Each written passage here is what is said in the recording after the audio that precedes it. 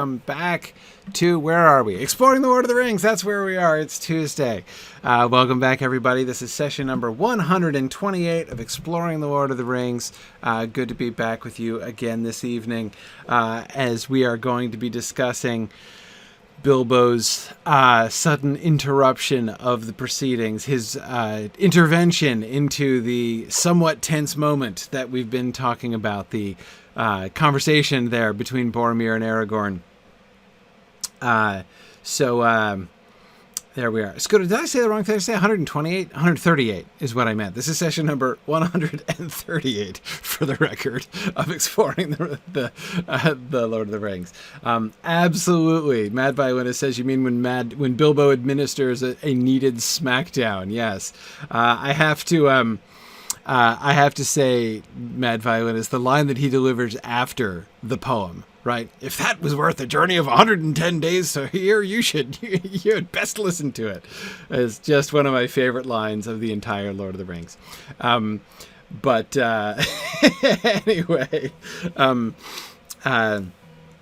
so yeah, we're gonna get to that here in just a minute. Let me start off with a few announcements, because there's a bunch of there are a bunch of things going on in the Signum world, including one really big thing that's coming in the Signum world.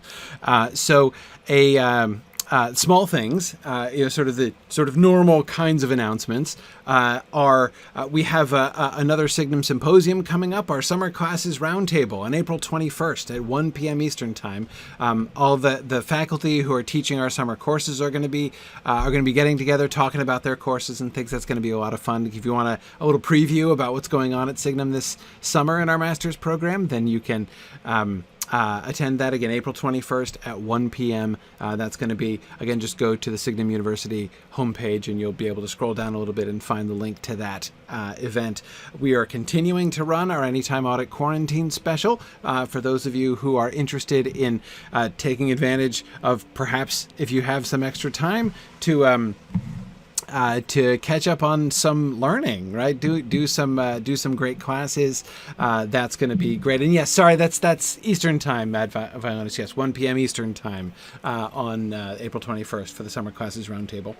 I wanted to also mention Signum Academy. Our kids program is doing a session on A Wrinkle in Time on Monday, this coming Monday at 7:30 p.m. Eastern time.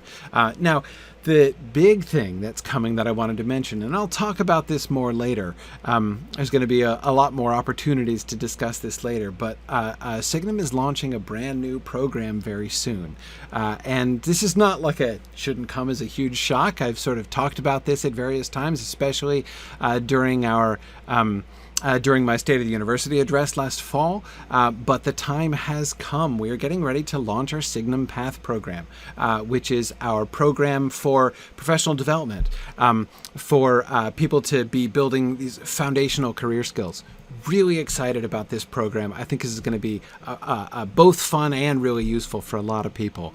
So I'm excited about that. We'll be talking to you guys more about that. Our first registration period is going to open up in just a few weeks, actually. We're going to be starting our courses in June. Very exciting, coming around the corner now. And I'll be explaining more about that here in the next days and weeks as we prepare to launch registration there, which is a lot of fun. So we're moving forward with that, and as I said, more on that soon. But that's gonna be a lot of fun. I see Mike was saying that his 9-year-old daughter just walked by the screen and was really curious about what swear word was the K word. Yeah, exactly right. Just let her wonder. Well, no, don't have her guess, but. Yeah. Anyway, all right. So let us get back to Aragorn and Boromir and Bilbo here. So we start with Marielle had a really great general point about Boromir, which I wanted to come back to, because I've been trying to make sure to give this perspective plenty of opportunity, right? I don't want to try to some people, I think, have thought I've been harsh against Boromir, not wanting to be harsh against Boromir. And I think Marielle's reading here is really, really good. She said, listening to episode 137, as we carefully considered Boromir's response to Aragorn's rather gentle challenge, I had a thought that I never had before. Could it be that Boromir, though, yes, proud and imperfect, is actually being rather prudent here? Consider the situation from his point of view. He arrives at the house of this reputedly wise elf that almost no one in Gondor has ever heard of before, tells him he's got this tricky riddle, and is told to wait for the answer that the elf totally knows. Then he gets hit with reveal after reveal, culminating with this elf declaring this scruffy-looking vagabond is actually his rightful king. Not to turn Boromir into a Game of Thrones character, but I wouldn't blame him for being hesitant if not outright suspicious.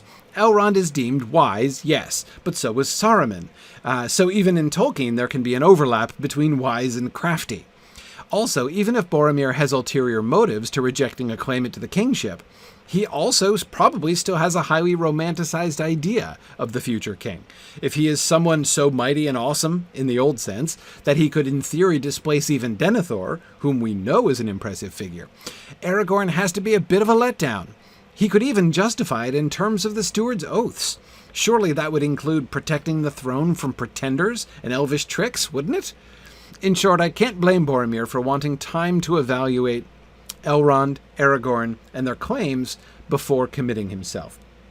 So, absolutely. I mean, I think that this is a really important thing. One of the things that's really fun about sort of taking so long to discuss this scene as we've been doing is it gives us a chance to do this, right? This is and I think this is a really constructive exercise, thinking through this whole scene, right? This whole exchange, as we've been at least sort of doing partially as we've gone through each paragraph, thinking about them from each different character's point of view, right? What does the situation look like to Boromir? What does the situation look like to Aragorn? What does it look like to Frodo, right? And of course, we're going to get to what does it look like to Bilbo as well.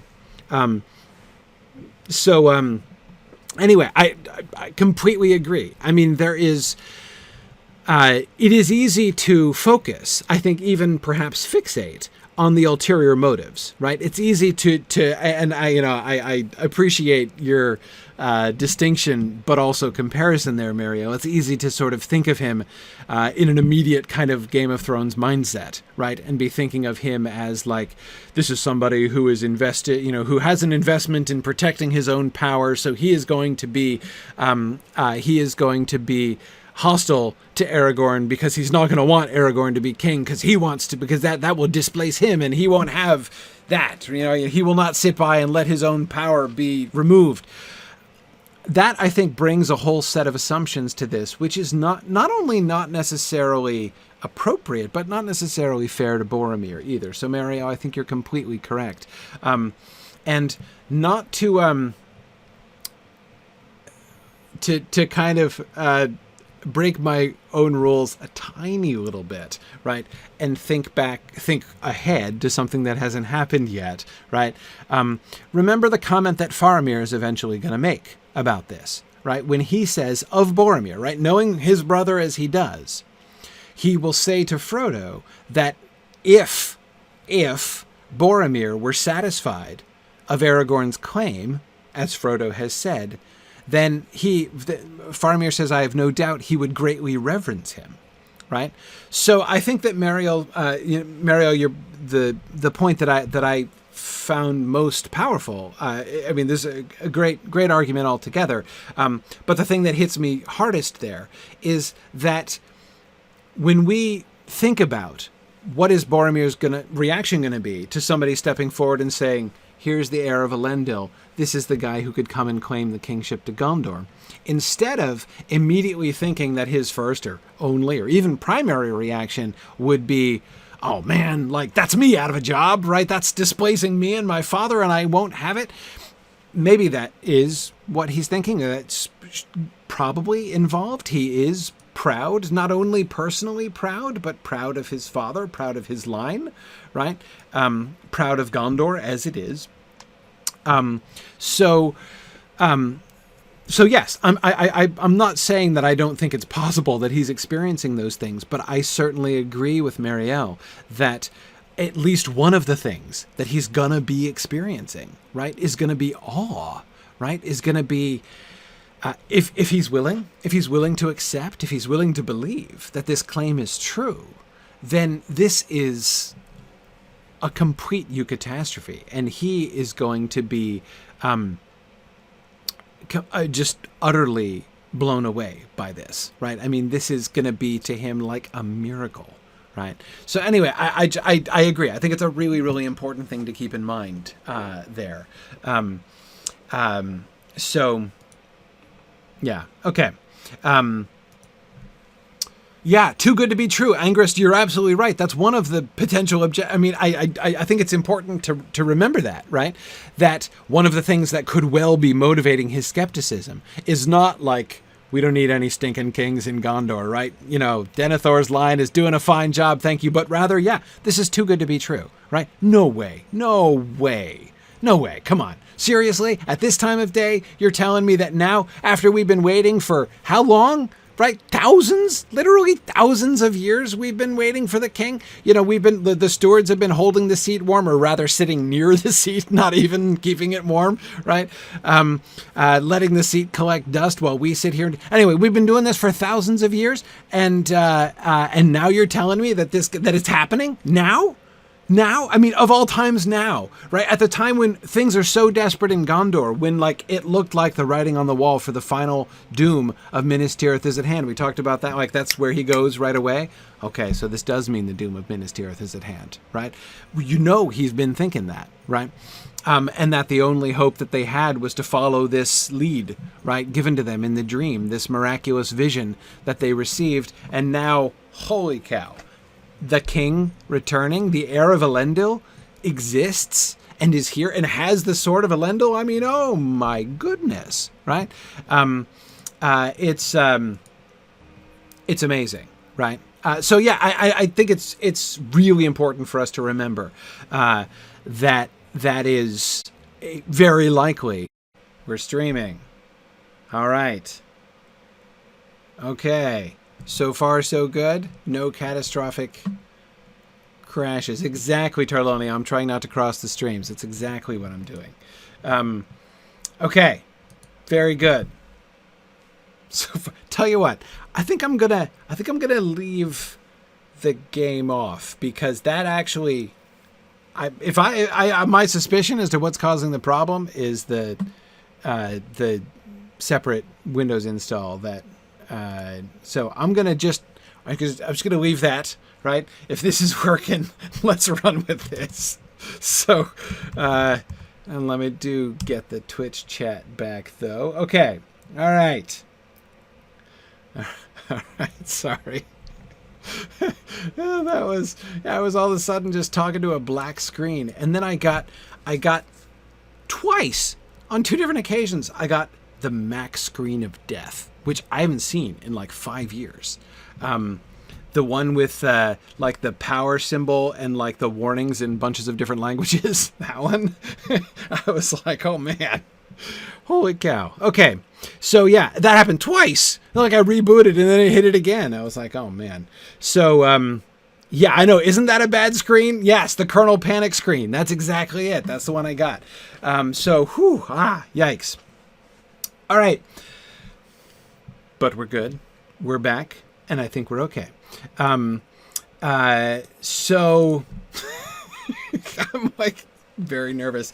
So thank you, Marielle, for this comment, because this was really important. Just a brief recap what we were talking about on Twitter while you guys were gone, was somebody was observing that one of the things, because of Denethor's own sort of like he clearly feels his position in threat and responds to that, and of course the scathing words that he says about this ranger from the north, right? And of course knowing that, as we're told later on, that Boromir is sort of very much his father's son, it makes it the easier, right, to attribute to him in the council those kinds of politically motivated, self-interested motivations, right? And I think that that's very true, and it's very natural. But I don't.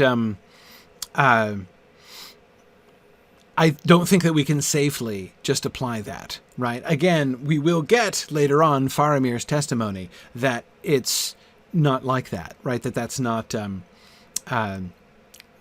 it's not the only way to think about it. That's not, that's certainly not going to be Boromir's only relationship to this whole situation. Okay. Yeah. No, Simon, I think it's an element. Don't get me wrong. I'm not saying that, in agreeing with Mariel's argument, I'm not saying that I think that political motivation or even his own self-interest plays no part whatsoever in Boromir's perspective. I just very much agree with Mariel that it's very easy to overplay that, right? Or to kind of, as she put it, imagine Boromir like he's just a Game of Thrones character, right? He's not in that world, and he doesn't think that way. So anyway, yeah. Good. Yeah, Tony, you're right. Yeah, that it's sort of like Éomer's comments about legends springing out of the grass. Yeah, it is. Absolutely. Yeah.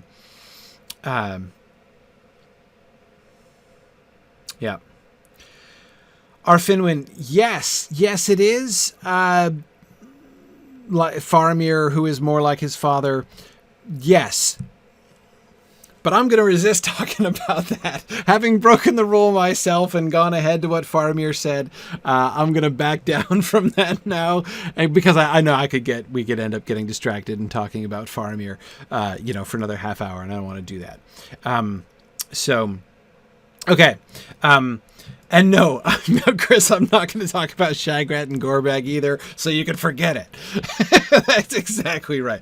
Sorry, he's referring to my refusal to answer his question about Shagrat and Gorbag last week in our Morgoth's Ring discussion. Absolutely. Okay. All right. Right. So let's oops, not go that way. Let's go this way. Let's go back to the text here. So last week I assigned homework, right, which was to compare and contrast the ways in which the poem emerges. This identical poem is given twice in two different places in the book, right? We've had an example of that, a clear example of that, with Bilbo and Frodo both singing reciting the Road Goes Ever On poem when they leave Bag End, right? Under very similar circumstances. Well, in very similar kind of settings, right? Though different circumstances. And we looked at the time about the significance for that. This is a little bit different, right? But it's another instance of the same poem being applied in a different way. So my homework assignment was compare and contrast the contexts of this. How does this poem hit us differently a second time? Or to ask the question somewhat more whimsically as I did, what is the justification for giving us this same poem a second time? We've already heard this, right?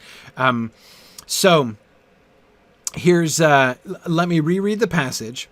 And I want you to be thinking carefully about it, to be listening carefully to the poem in this context. We've talked about the poem at length before. Frodo felt Bilbo stir impatiently at his side. Evidently he was annoyed on his friend's behalf. Standing suddenly up, he burst out. All that is gold does not glitter. Not all those who wander are lost. The old that is strong does not wither. Deep roots are not reached by the frost. From the ashes a fire shall be woken, a light from the shadows shall spring. Renewed shall be blade that was broken, the Crownless again shall be king. Not very good, perhaps, but to the point, if you need more beyond the word of Elrond. If that was worth a journey of 110 days to hear, you had best listen to it. He sat down with a snort. Okay, as I said, that his smackdown, Chris, as you said, after the poem is really my favorite part. Good. Yes, Mad Violinist, this is one of the things that we can notice right away, right? Is that there is an interesting trend here, is that in both of the cases, both of the times this poem is recited, Aragorn's identity is in doubt, right? In it Bree, he has just, he's claimed to be a friend of Gandalf, right? He's planned, or no, he hasn't claimed that yet, right? But he has, he's claimed to be their ally and their friend, and they're trying to figure out, can they trust him? Who is this guy, and can we trust him, right? And in that context, this poem comes out in one of Gandalf's postscripts of his letter, right? Now here, Boromir seems to be questioning if such a thing could indeed return out of the shadows of the past, he says, right? Looking at Aragorn, and doubt was in his eyes, right? So again, Aragorn's identity, legitimacy, trustworthiness, in a sense, are being questioned, right? So yeah, that's really important. So let me. I have some selections. I see several people were already jumping in. I think all of the. So I'm going to do a thing which, normally you're not supposed to do, which is distribute a few people's homework for everybody to look at. But since they posted it on a public forum, it seemed okay. So here's one sample. This Flammifer, something that you were just posting about again. The two versions, he points out, of the All That Is Gold Does Not Glitter poem are almost identical, but not quite. The last two lines in the poem in The Prancing Pony are, "Renewed shall be blade that was broken, the crownless again shall be king," with a comma after "renewed shall be blade that was broken." The words are the same when the poem is recited in Rivendell, but the comma after broken is changed to a colon. The effect of this greater pause is to add greater emphasis to the last line, which, of course, everyone has been carefully not referring to in the council until Bilbo puts his foot in it. It is certainly true that one of the most noteworthy things about the poem in its new context is that the last line now becomes a bombshell, right? It was, at the inn in Bree, it's quite unclear what that means, right? In fact, if you remember when Frodo's response to Gandalf, when Gandalf explains who Aragorn and the Rangers are, right? When, remember the very line that he says is like, Strider is one of the old kings, right? He's amazed to hear this. Like, there's no way he put that together, right? So he clearly did not take that in any kind of literal sense, right? The poem, that is, right? Aragorn told him that, I am Aragorn, and those verses go with that name, he says to them in Bree, right? So Aragorn claims that the poem is about him, right? So he claims that the poem is about him, but Frodo doesn't seem to take it seriously, right? He doesn't seem to take it seriously. That he doesn't even take it literally, because when Gandalf says he's one of the people of the old kings, Frodo's like, no way, really? So again, it's not...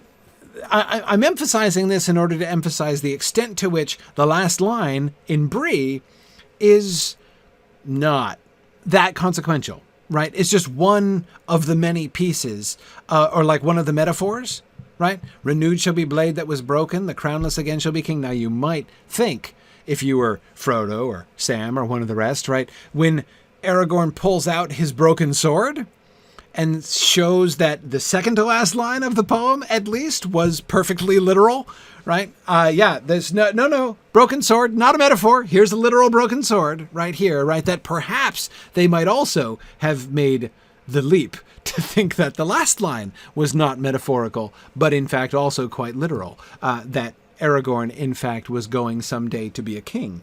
But again, it's obvious that Frodo did not make that connection. Here, when that line comes out now, the second time, dude, right? This is what nobody has said. This is what both Aragorn and certainly Boromir, which goes without saying, but Elrond also, right, have been carefully sort of skirting around. No one's saying this. No one is talking about Aragorn's claim. And I think it's important, right, that no one's doing that, because, and there are really good reasons for that, not just because they need to be a little cautious with Boromir and not like slam his face in it, but at the same time, more importantly, that's not the point. Even when Aragorn eventually does get to Minas Tirith, he's not going to claim the kingship. That's not the plan, right? That's not plan A. Plan A is, let's get together and help to defeat Sauron, right? Then plan B is,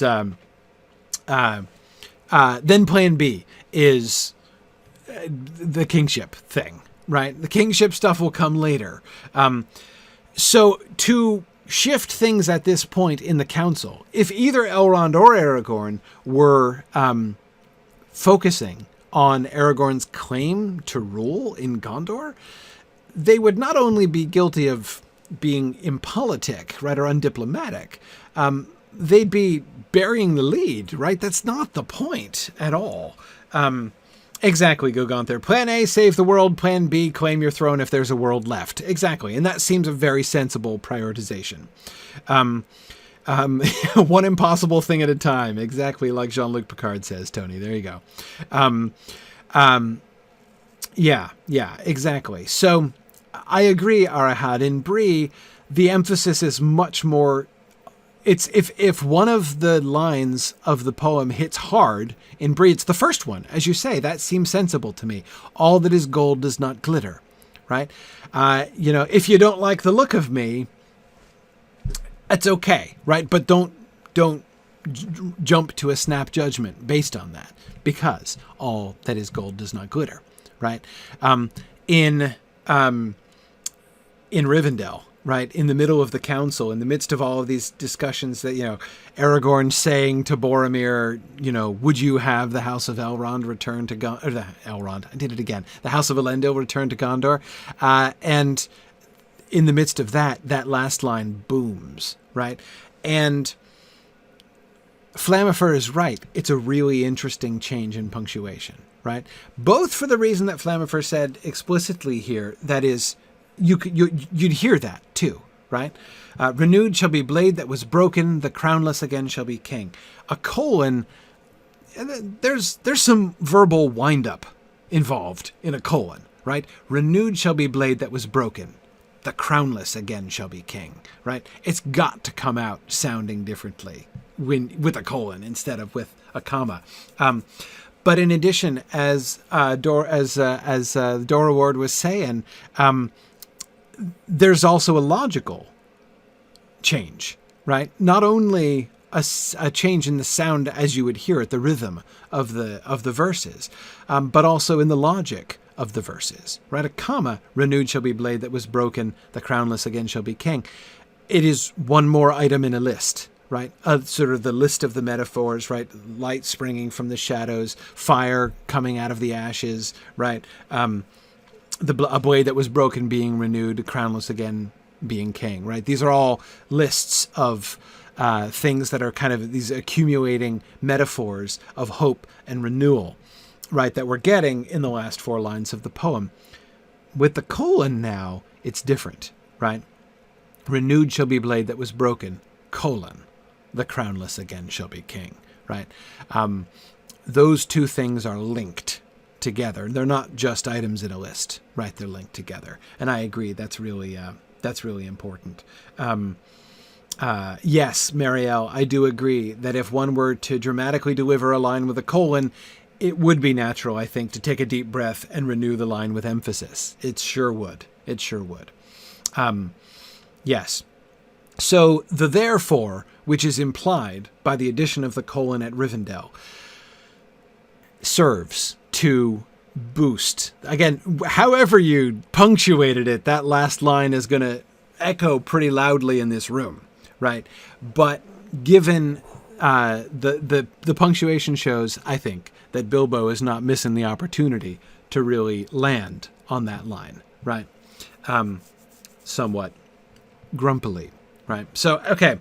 So that's a great point by Flammifer. Second homework sample. This is from JJ. In Bree, the poem first shows up in Gandalf's letter to Frodo. It is placed between two postscripts and isn't even directly tied to Aragorn until Aragorn himself quotes two lines from it. The first four lines read as a proverb warning against judging things by their appearance, while the last four can be read as hopeful reassurance, simply stating that things will get better. Even when Aragorn claims the poem goes with his name, it doesn't tell us too much about him. He'll show the broken sword, but even that doesn't tell us much. We don't know, for instance, whether the king in question is Aragorn or someone else, or even whether the king is figurative or literal. In Rivendell, by contrast, we are able to take much of the information we have learned and interpret much more of the poem. I imagine that upon being reminded of the poem, someone reading this book for the first time would find that it makes much more sense and has far more impact than the instance in Bree. Absolutely. I think that it is very possible to, even if you're reading the poem with attention the first time, it is very possible to overlook the fact that it's predicting. Like, those future tense lines are not just... they're knowing what we know, right? In hindsight, we can see it as a prophecy, right? Renewed shall be blade that was broken. The crownless again shall be king. But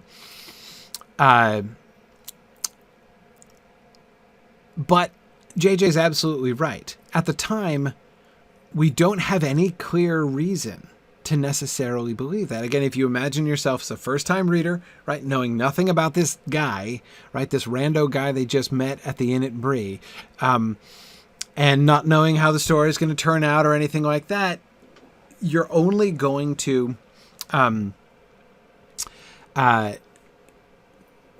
you're, it could very well sound, as JJ says, just like metaphors to convey hope, right? It could just be a kind of generally cheerful poem, right? Talking about, as JJ says, how things are going to get better. I think that's a really important perspective. Yeah, exactly. The kid says in Bree it's reassuring, in Rivendell it's wham. Yeah, we have so much more information now. We've learned so much information just in the last few pages that now, I mean, again, think back just to the sword that was broken. Like, renewed shall be blade that was broken, right? Just that now means so much. Having just had Aragorn's speech about the sword of Elendil that broke beneath him when he fell, and it's the explicit, and Boromir's his own prophetic verse, right, about seeking for the sword that was broken, and then to seek for the sword that was broken, in Imladris it dwells, and then to have renewed shall be blade that was broken, the crownless again shall be king. It now sounds very, very pointed indeed, right? Absolutely. Yeah. So, excellent. I think that's a really important way to think through this, the differences here, right? All right. Third homework sample. This from Fourth Dauntless. It's only, all of these are only partial. The homework assignments were a good deal longer than this, and there's much really interesting left in what I haven't quoted, and in things other people said in response as well on the discussion boards.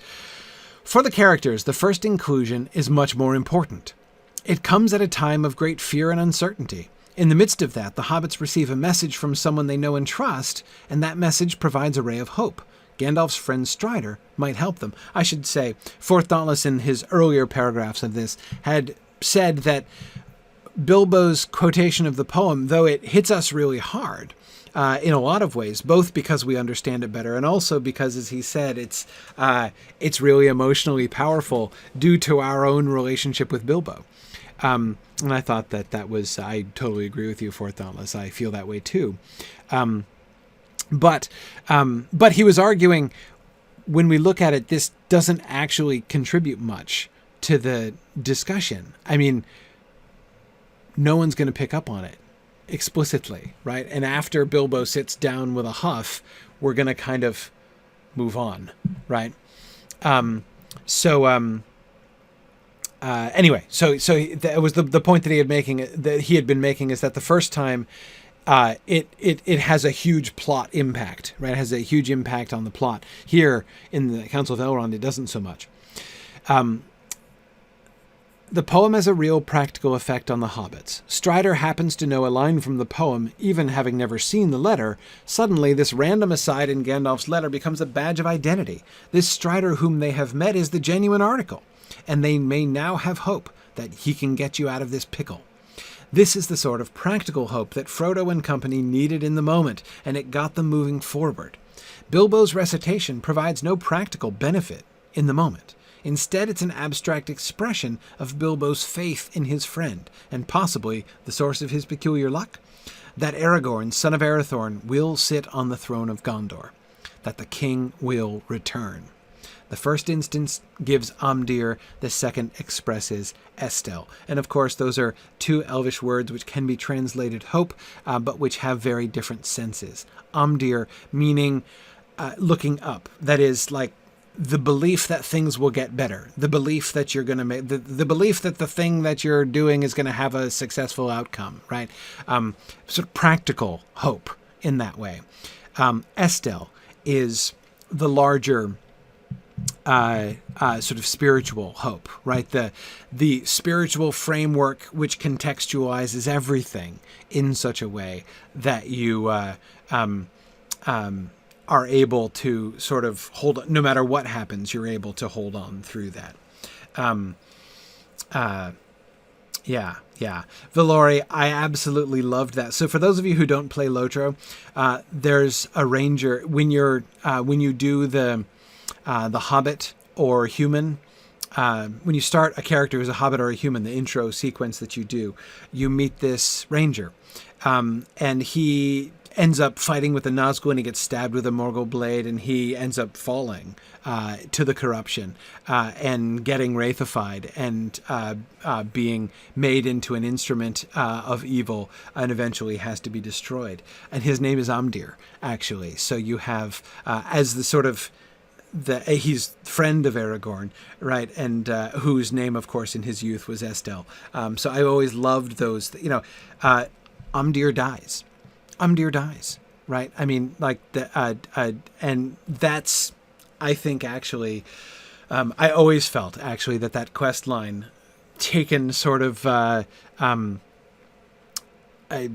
allegorically, was really powerful and really apropos. It is not Amdir. You can't rely on Amdir, right? Amdir is going to get you through. It's not Amdir that's going to get Sam up Mount Doom, right? It's not Amdir. It's, in the end, Amdir fails, because the fact is, again, as Sam will remember on the stairs of Cirith Ungol, stories don't always end well for the characters who are in them, right? Amdir will betray you if you try to rest on it, right? If you rely only upon it. Now, again, I'm not saying Amdir is bad, right? Amdir, that kind of hope, right? But it is much more limited, right? It's a good thing, but you can't rest there, right? It's not enough. It's not enough. Exactly, Lincoln. Sam seeing the star up in the sky in Mordor, that scene is the purest and most powerful expression of what Estel is and what Estel means. That insight that Sam has, that in the end the shadow is a small and passing thing, right? And he goes to sleep, not because he believes, he is filled with a new confidence that everything's going to work out fine for him personally, right? For all he knows, orcs are going to come and kill him and Frodo while they're sleeping, right? But in that moment, it doesn't matter to him, right? He ceases to worry about what's going to come of them, and instead is just thinking of the big picture and knows that whatever happens to them, things are going to work out okay. Anyway, okay, sorry. See, fourth knowledge, you inspired a digression. But anyway, I think that this is that's a really interesting way to think about this, and I would connect it, Fourth Dauntless, with the way in which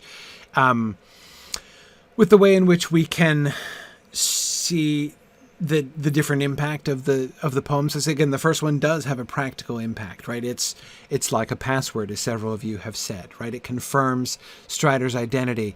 Frodo and the others are able to say, okay, right? It's proved, right? We can trust this guy. We don't have to worry. Well, okay, we do still have to worry about some things, but we don't have to worry anyway about this guy, right? And that he might betray us, or that he's actually, working with the Nazgul or something like that. there's practical reassurance that's given. Here, it's just a statement. But again, I'd go back to what JJ was saying about how at first it sounds like general encouragement and wise advice, the poem does, right? And the second time is when it sounds like a prophecy, like a prediction, like a statement of Esto, right? I believe that things are going to turn out. Yeah. Good. Okay. Back to the poem.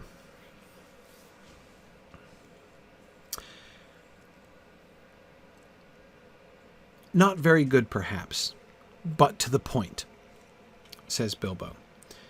Not very good, perhaps, is where Bilbo makes it clear, where he first makes it clear that he wrote this poem, right? And of course, it is just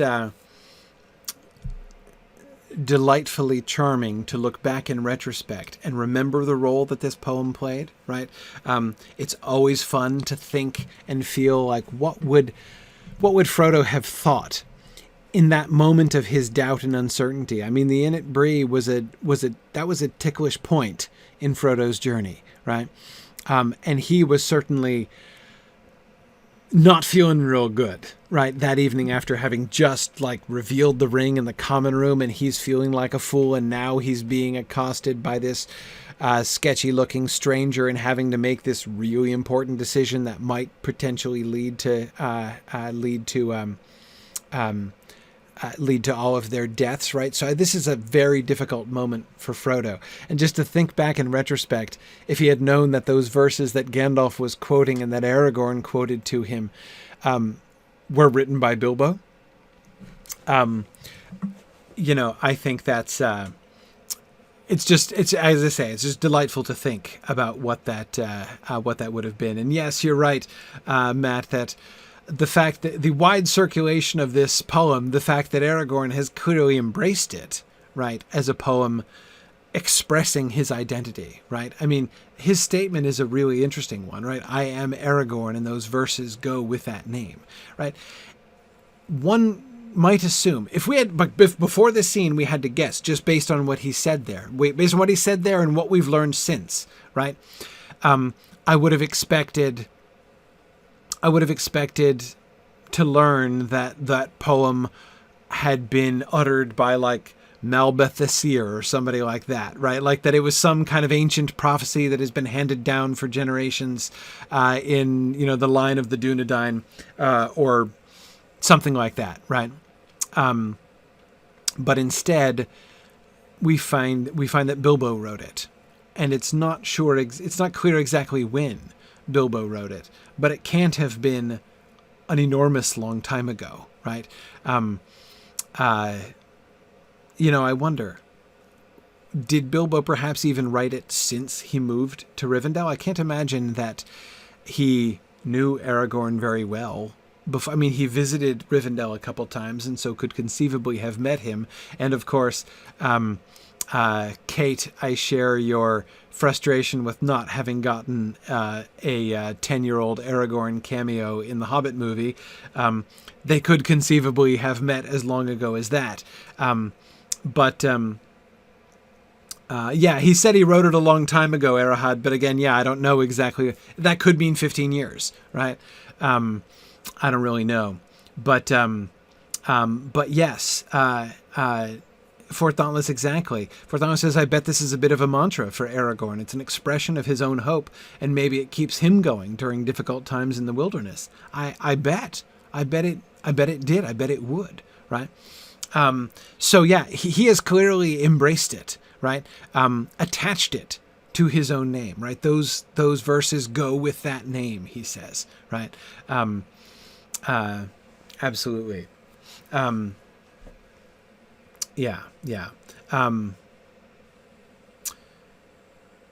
Anyway, okay, so you're right, Mad Violinist. They did he does follow up the lack of a Aragorn child cameo in the Hobbit movies by wrecking the timeline entirely and decreeing that Aragorn's already full grown. But anyway,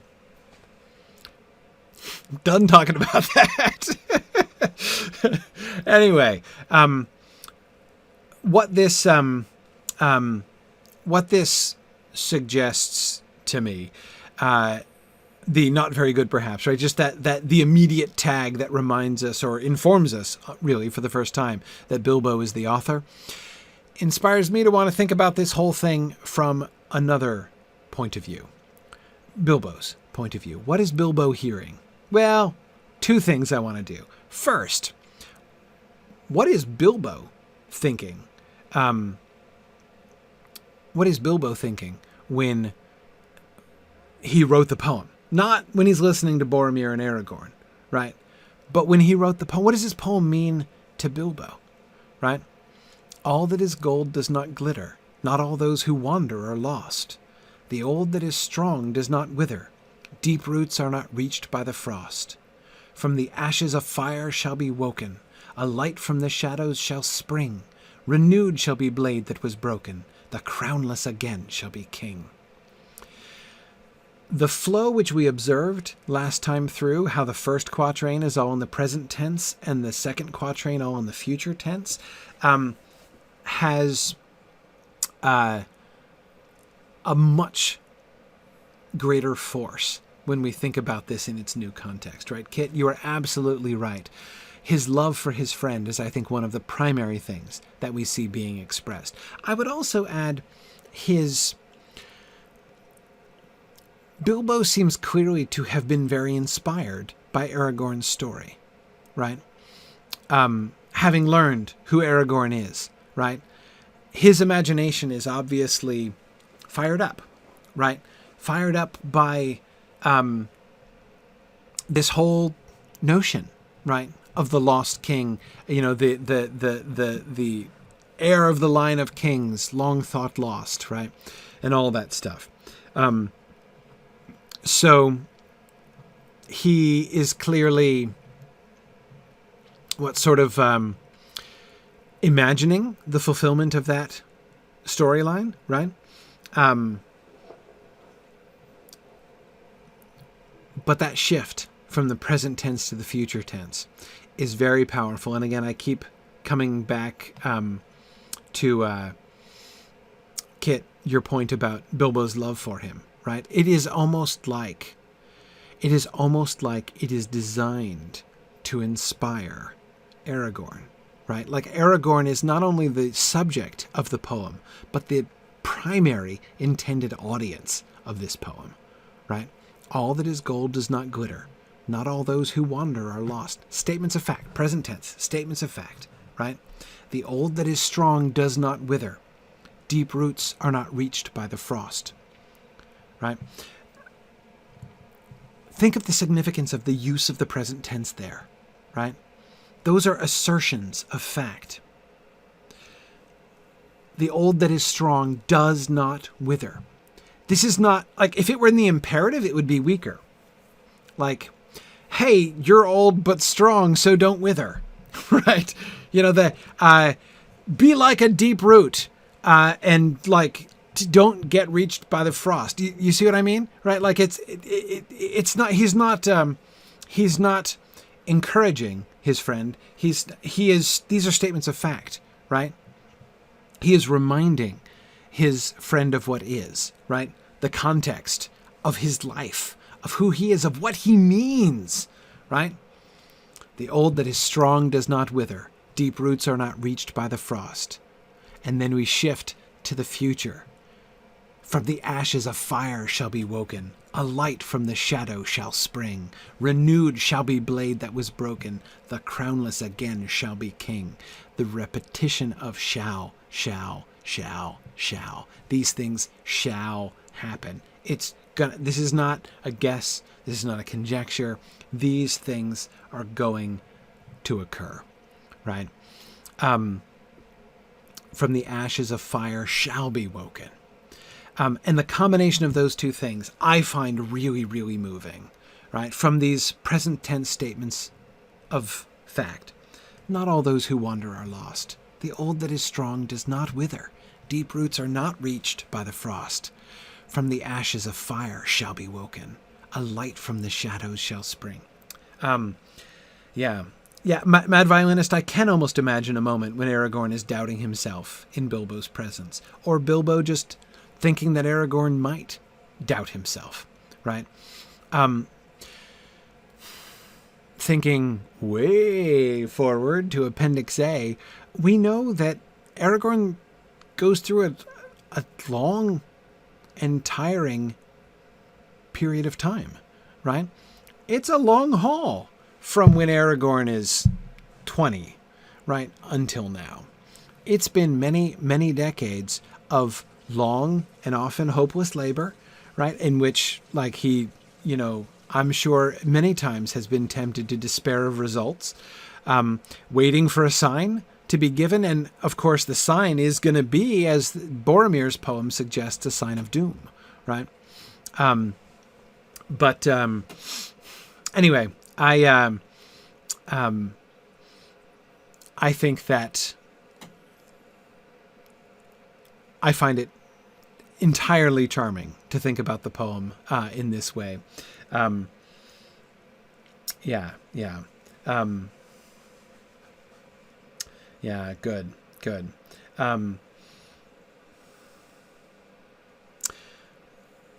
Yeah, Tarlonio, you're right. Aragorn did always know things were going to get worse before they got better. Absolutely. And he knows.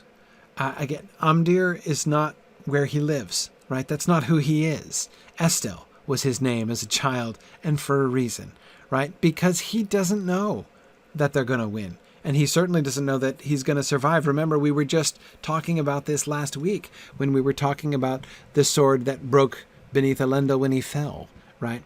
Aragorn knows that what he might be offering to Boromir, right, is to join together and the two of them die together like Gil-galad and Elendil, right? But that is okay, right? He can accept that.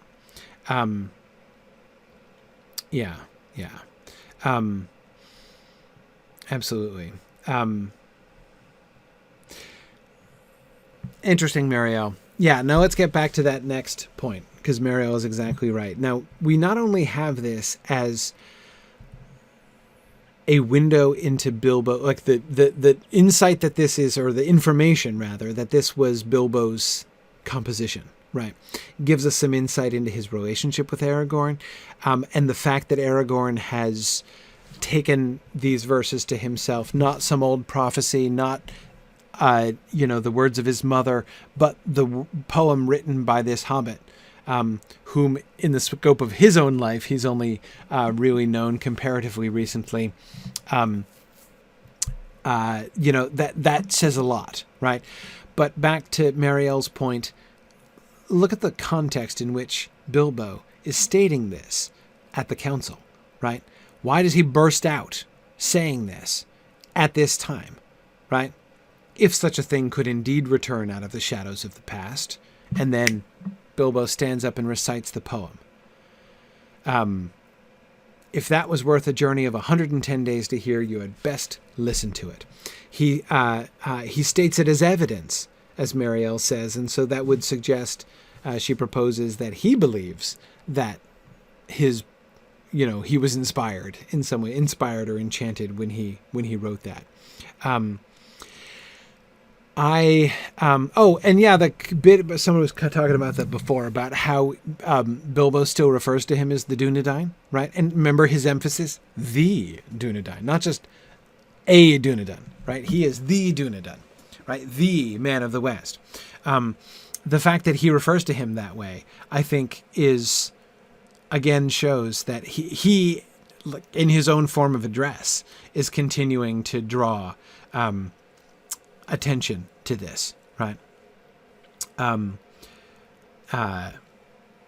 It is like a title, Tess. And I would say even more, Tessa, that it's almost like, it's not quite like, but it's almost like how you would like in Shakespeare, right? How you refer to the King of Norway as Norway, right? Or the King of Denmark as Denmark. It's almost like that, right? To call him the Dunedain, right? He is the man of the West. He is because again, he's the crownless who again shall be king. And he does say that Aragorn is often called that in Rivendell, Simon. Absolutely, yeah. So, and which just suggests to me Bilbo isn't alone in thinking about Aragorn in this way. But anyway, yeah, Mike says, this thing I made up is all the evidence you need, right? Yeah. Well, that's an interesting point, right? First, notice that he seems to, yeah, first of all, Simon, it is true. We only have Bilbo's word for it, that he's often called that in Rivendell, right? For all we know, he's often called that in Rivendell by Bilbo, right? Probably other people actually call him that too. I don't think Bilbo's lying or exaggerating, but anyway, yes, Matt, exactly. It is the way you address the head of a clan. Yes. You're right, Trifle. Good. Thank you for the reminder. Glorfindel, when he speaks to Aragorn in Elvish, right, he does refer to him as Dunedain there too as well. Good. Anyway, okay. So why does Bilbo... We talked about what is Bilbo thinking and feeling when he wrote the poem, right? What is Bilbo thinking and feeling when he recites the poem, right? And the clearest and first, the several cues that we get for that is the verb burst, right? He burst out. And then, of course, the sentence that, so we got his stirring impatiently. Evidently, he was annoyed on his friend's behalf, the narrator informs us. So we're told that he's annoyed, right? And then he bursts out with the poem. And then he says, not very good perhaps, but to the point, if you need more beyond the word of Elrond, right? And that I take to be sort of self-deprecating, right? Marielle, I think in exactly the way that he is... Exactly the way that you were talking about, right? How, as if he is putting forward his own composition as evidence, like clearly, like I wrote this poem, so that makes these things true because I wrote a poem about it, right? Which seems an interesting and sort of strange thing to say, but he clearly is, I think, being a little bit self-deprecating there, right? If you need more beyond the word of Elrond, right? But I think it's not just self-deprecation, it's insult as well. Right? Like, look, dude, Elrond has already told you what's what, right? So, like, why are we even talking about this? But if you want more, I got a poem I can recite for you, right? And if you don't listen to that, I got more I can recite to you, right? Don't get me started. Yeah.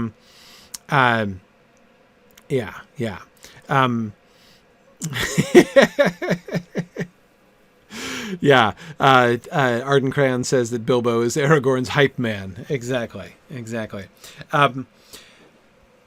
If that was worth a journey of 110 days to hear, you had best listen to it. Now, Flamifer, I like the argument that you have made a couple times on the discussion board about the sort of correspondences between this poem and Boromir's poem, right? I think I agree, Flamifer, with your general premise, but I don't think I agree point by point going through. But I think I agree with your general premise, which was that Boromir comes in with a riddle poem, and it seems a little conspicuous, and I can agree with Flamifer on this certainly, that Bilbo of all people, right, is like, oh, you've got a riddle poem? Well, I got a riddle poem for you, bud, right? Almost as if he's like beginning another riddle game with Boromir. And of course, the joke there is that the answer to both riddles is the same, right? The answer to both riddles is Aragorn, right? Aragorn, son of Arathorn, is the answer to Bilbo's riddle explicitly, right? I mean, that is, Aragorn says that in the Ynit Bree. And one of the implications, I think, in Bilbo's mind is that, like, okay, like, you're questioning the interpretation of your riddle whose answer is Aragorn, right? Let me give you another one. Whose answer is Aragorn? And we'll try to triangulate from there, buddy, right? Yeah, but what's in Bilbo's pocket now, says Angrist. Yeah. Anyway, so I totally agree that is not only sort of conspicuous, but rather delightful, right? That Bilbo responds with another kind of riddle poem. Especially again in the context, right? You know, he's giving a poem with an answer, in a sense, right? With an answer, it has an answer much more like the kinds of answers that Gollum and Bilbo's riddles had back in The Hobbit, right? Whereas Boromir's riddle is not quite that sort of thing in the same way, right? But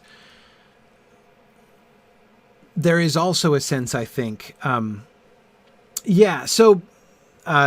good.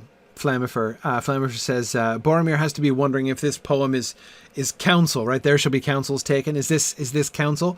If this poem is prophecy, then, you know, is it divine or what? Yeah. Is this poem just the mundane product of Bilbo? How does this connect with his dream poem? Yes. I'd be careful. I'd be careful not to push too much on divine. I'm not saying I disagree with that. I think it is, but I wouldn't push too hard on that.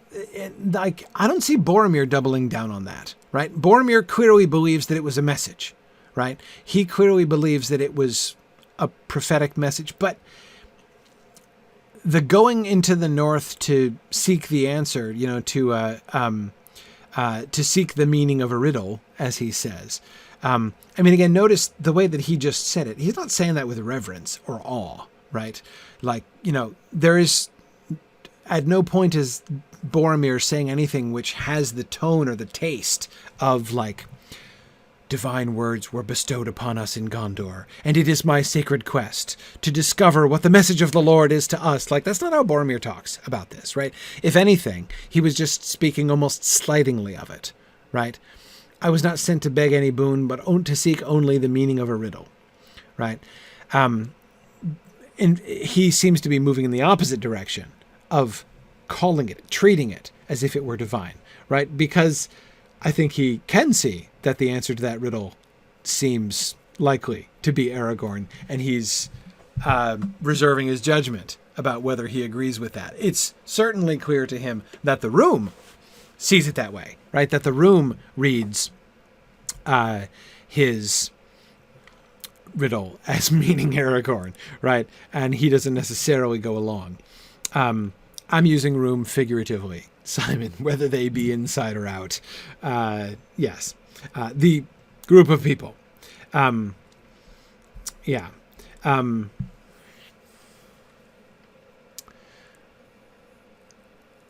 Yeah, so Marielle says, do I think Frodo's interpretation is correct? Is Bilbo so salty about Boromir doubting his friend, or Boromir doubting the prophetic nature of the dream poem? I think... Right, so the evidently he was annoyed on his friend's behalf is an interpretation, right? That's Frodo's interpretation of what Bilbo is thinking, right? I think it's quite likely to be both, Angrist. That seems to me quite possible.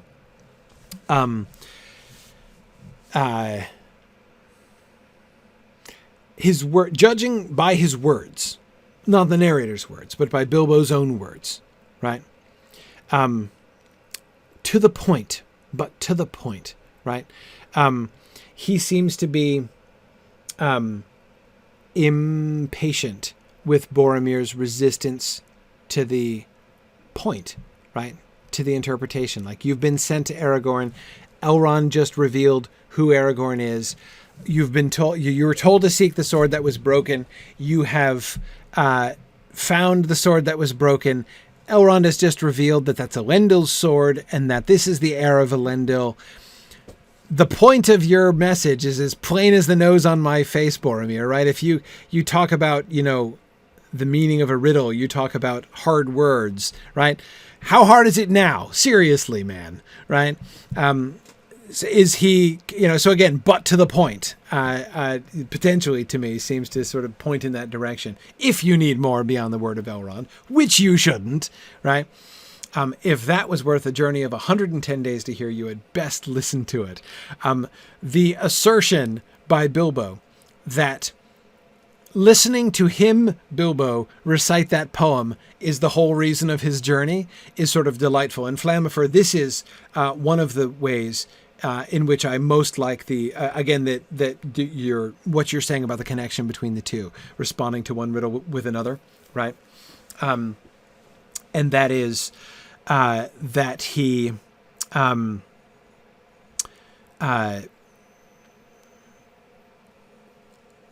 he's saying to Boromir, this is the answer to your riddle, right? This is the answer to, like, the solution to my riddle poem is the answer to your riddle. It's the whole point of your journey, right? You've been bragging up and down about how long you traveled in order to get here. Didn't see anybody else doing that.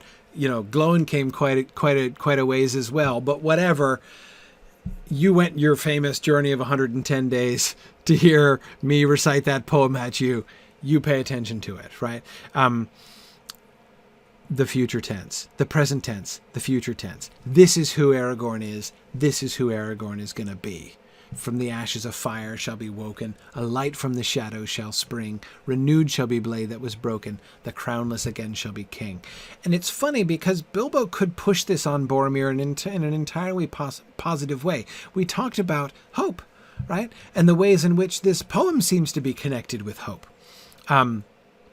Almost as if to boost up Aragorn's own hope, right? His own concerns. You could say the same thing to Boromir, right? If he were saying this in a completely gentle spirit, right? It could be the same message to Boromir. Hey, things looking bad in Minas Tirith these days, Boromir? Don't worry. Don't worry, right? From the ashes of fire shall be woken, a light from the shadows shall spring. How meaningful is that line going to sound in Minas Tirith, right? Renewed shall be blade that was broken, the crownless again shall be king. Hey, that glory of Gondor that you were a little miffed about Elrond saying was dropping off lately, right? What do you think about the restoration of things? Hey, Boromir, would you have the House of Elendil return to Gondor? Would you have Gondor return to its glory? Would you have the Crownless again being king? Crownless meaning not only Aragorn personally, but like Gondor, right? Gondor has been, I know they're not really crownless. They have an extra crown and an insufficient number of heads to put it on. But still, right?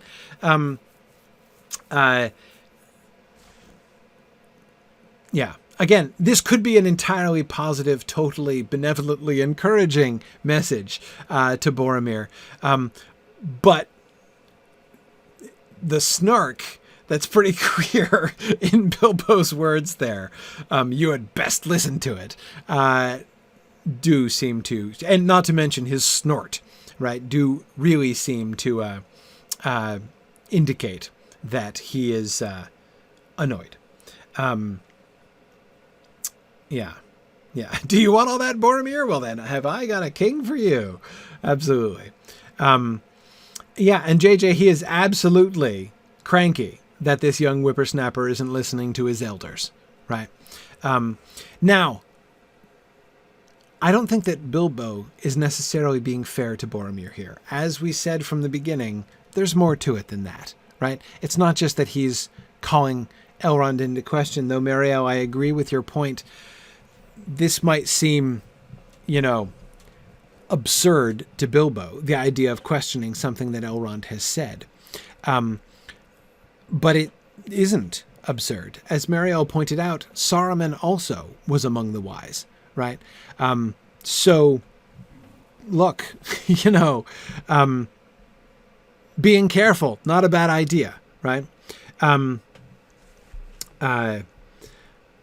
there's another way in which I'm not sure that Bilbo's understanding things properly, is being quite fair to Boromir. I'm not sure that Boromir is questioning the word of Elrond. Bilbo takes him that way, and maybe he is, right? But when I assume that Bilbo is referring back to Boromir's words, if such a thing could indeed return out of the shadows of the past. The if seems to be the thing that really sticks in Bilbo's craw, right? What do you mean, if? Right? Didn't Elrond tell you that that's who this is, right? But you need more proof? Okay, right? As evil Dr. Cannon, you said, I got a bag of poetry with your name on it, right? Sure. But I'm not positive that that's what Boromir means, or at least that's the only thing. Notice he said, the sword of Elendil would be a help beyond our hope if such a thing could indeed return out of the shadows of the past. What he's questioning is not if that's really the sword of Elendil after all. I don't think that's a fair paraphrase of what he just said. He's not questioning whether or not it truly is the sword of Elendil. What he's questioning is whether or not it can truly return out of the shadows of the past. We are hard-pressed, and the sword of Elendil would be a help beyond our hope. And we talked about the significance of that. This is not necessarily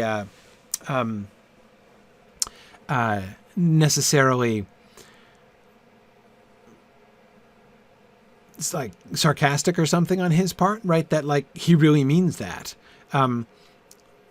But just because you have said or even proven that that thing, that sword sitting there on the table right there is indeed the sword of Elendil, and that you standing right there, the scruffy looking guy, are indeed the heir of Elendil, the heir of Elendil, the heir of Isildur. Okay, granting that, that doesn't prove that these things can come back, that we can have a modern day revival of the heroism of Elendil, right? So you've got the broken shards of Elendil's sword. Does that mean like Elendil can come back? Are you going to be Elendil exactly? Again, the mere, even accepting these statements, he doesn't have to question anything that Elrond has said in order to question, can we do it all again, right? Is that really going to happen? Is that what it's going to be like? Can indeed such a thing return out of the shadows of the past?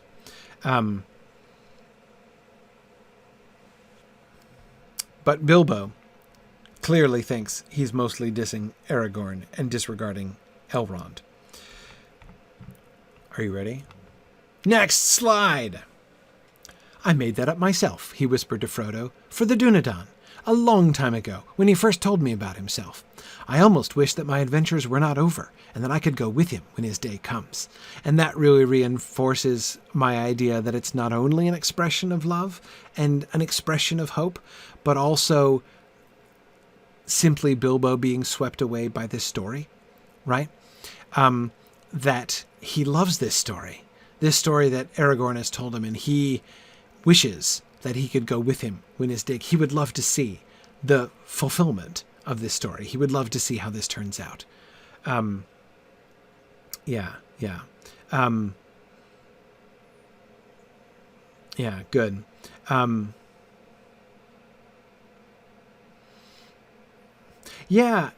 Arahad, I think that's a really interesting point. Says, I think I detect some deep assumptions underlying all of this interaction, he says, that allies against the enemy do not lie to one another. They may argue, they may be misguided, they may make mistakes, but no one assumes deceit. I feel like there is an element of this in Bilbo's mindset. I say this, therefore you should believe that I believe it. Yeah, exactly. Arahad, that's a really important thing to remind folks. The extent to which you might be willing to entertain the interpretive option that the person who's speaking to you might be lying, that's a thing that has changed a lot over the years, right? Fairly radically. I mean, like even 100 years ago, to accuse somebody of lying, to question whether or not somebody was telling you the truth when they told you something, right, was a really, really big deal. 500 years ago, it was an even bigger deal, right? You would be killed. That is, unless you were a better swordsman than the person that you said that about, right? If you said something like that.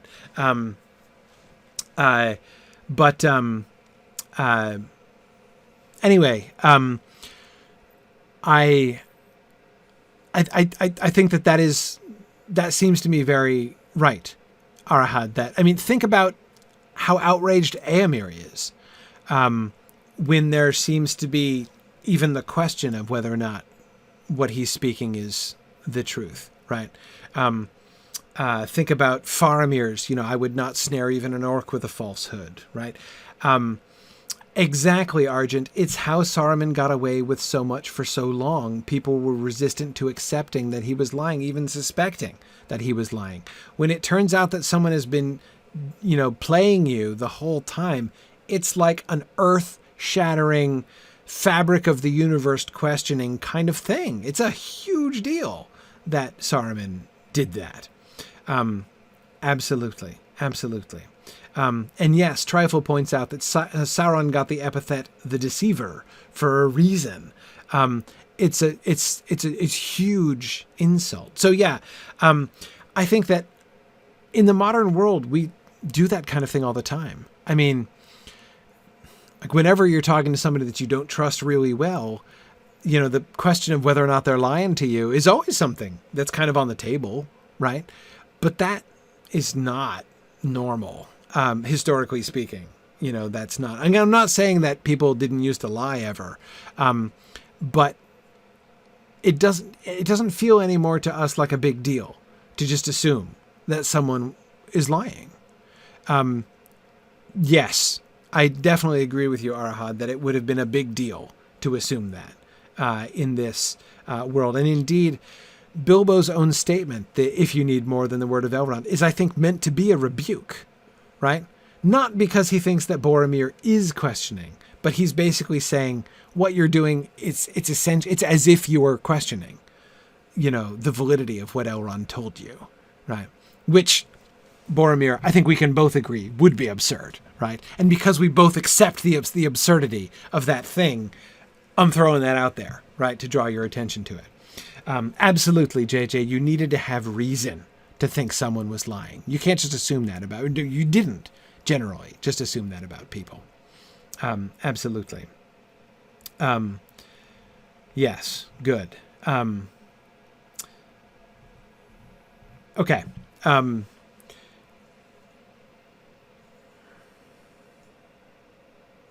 I made that up myself. Back to the observations that several of you were making about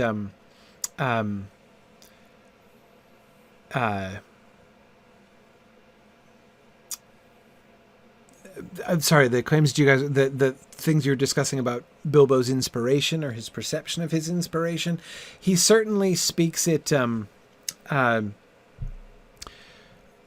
he's certainly using humility here, right?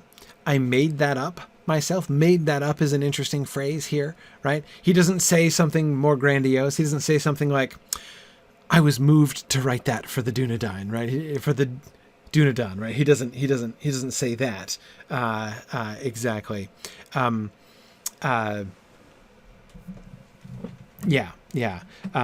made that up myself for the Dunedain, and I think, Kit, coming back to your point about his love for Aragorn and the points I was making about the way in which I think that he meant it as an encouragement to Aragorn, more than anything is inspired by that phrase, for the Dunedain, right? It's not just about him, right? It was for him, right? Yeah. And I do wonder what he meant by a long time ago. Again, he's been visiting Rivendell since Aragorn was 10, so it's very possible that he met Aragorn a long, long time ago. But we don't have any, I don't think we have any evidence to judge that by. And I think that he could still say, even if he wrote it 15 years ago, I think that he could still potentially call it a long time ago. Yeah. So forth Dauntless, one wonders where Bilbo acquired his certainty while making up this poem. Those serial shalls sound confident. Yeah. I think that they are the expression of confidence, right? That they are an expression of, Fourth Dauntless, going back to your point, right? They are designed to be an expression, well, really both of Amdir and Estelle, right? But yeah.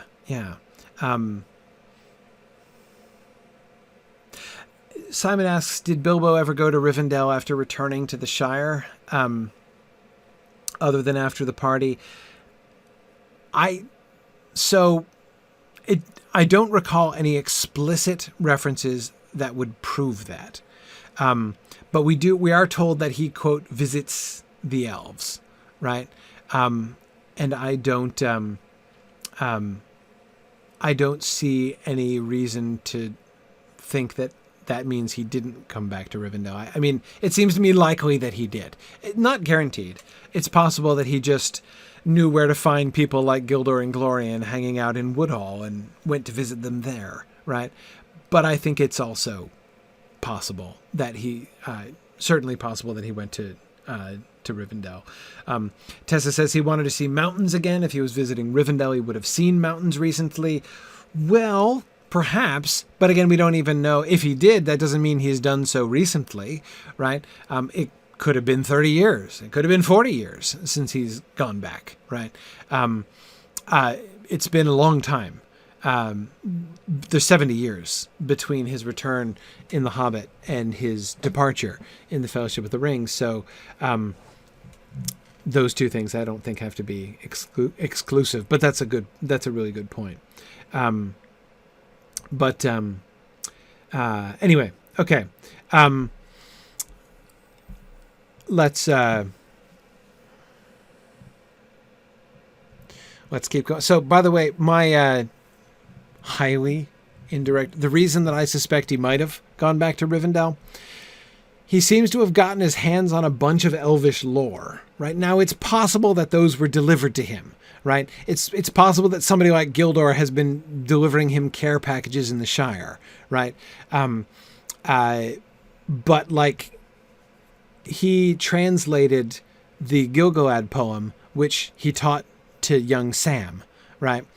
And he got that somewhere, right? Aragorn never knew that Bilbo translated it. Aragorn recognizes the poem, right? Clearly knows it in Elvish, and is surprised to learn that Bilbo translated it, and obviously translated it long before he left for the Shire, or left the Shire for Rivendell. So it's possible that somebody delivered him books, right? But it also seems like, or that, maybe, Gildor knows it by heart and taught it to him, right? It's possible. It's possible. I remember at Magnolia Moot last year, Tony Mead and I were having a conversation in which we sort of came up with a theory that Bilbo's career between the end of The Hobbit and the beginning of the Fellowship of the Ring seems to be sort of divided into two periods, right? The time in which he was primarily like sneaking off for further adventures, right? Going off to visit elves and things like that. And then the time when he stayed and began to be a teacher, right? Settled down with his nephew, began to teach the younger generation, taught Sam his letters and all that kind of thing, right? There seems to be at least two stages of Bilbo's career there in the Shire. One in which he seems to just be kind of gathering lore, potentially, and the other in which he seemed to be teaching it and transmitting it. And yeah, Fourth Dauntless, exactly. You have to think about where Bilbo learned Quenya to translate it from in the first place, right? He says, I have a hard time picturing language lessons in the knoll above Woodhall. Yeah, not impossible, but yeah, exactly. Anyway, I think it's imagining, so kind of thinking about that conversation Tony and I had in those two phases. If that were true, that would explain both of the things, right? Even the point that you were making, Tessa, could fit, right? If he's been settled down for several decades in the Shire, and it's been a while since he's been out adventuring, and he says, I want to see mountains again before I die, right? Would still work. Yeah, it's been a long time, right? I've not been out on the road for a long time, and I wish I could. And we know for a fact he must have visited Rivendell at least once, right? Because we know that. Well, that's later on. Anyway, yeah, exactly. That's why we have to do so many trips to that library in Lotro, Sam. Exactly. It's the center of all lore. Okay. And then I could go with him when his day comes. What a statement that is. I almost wish that my adventures were not over and that I could go with him when his day comes. What do you think of when you read that line? Do you think of the field of Cormallen? Do you think of the wedding with Arwen? Right? I think I always thought of those. I mean, at least after my first reading, I always thought of those. Right? But right now, what does it mean? What does Aragorn's day coming mean? Yeah, Arahad, it's more... it's a little bit more sad, certainly more ominous, I think. Potentially Lincoln when he goes on his Elendil journey, right, to end up dead, very likely. His day is the day that he was just referring to, Aragorn was just referring to. You know, doom and great deeds are at hand, right? That's Aragorn's day, right? The day of doom is Aragorn's day. And I agree, Simon, the fact that he says, I wish that I could go with him rather than I wish that I could be there, suggests that it's not an event he's thinking about witnessing. It's a trial that he wishes he could support his friend in, right? I wish that my adventures were not over and that I could go with him when his day comes. His day. So I could go with him when the day... So the day, in Bilbo's mind, is the day that he's going to set forth.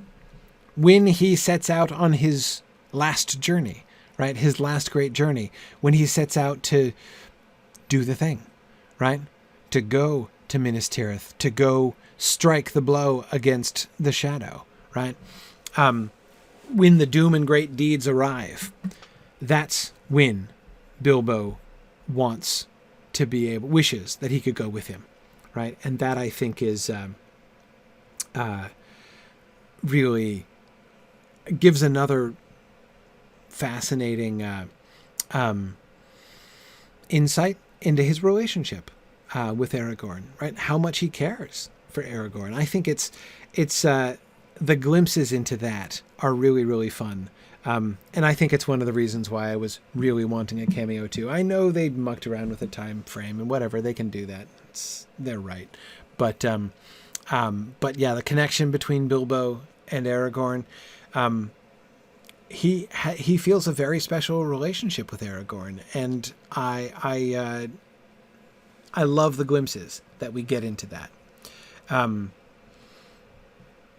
Yeah. Okay.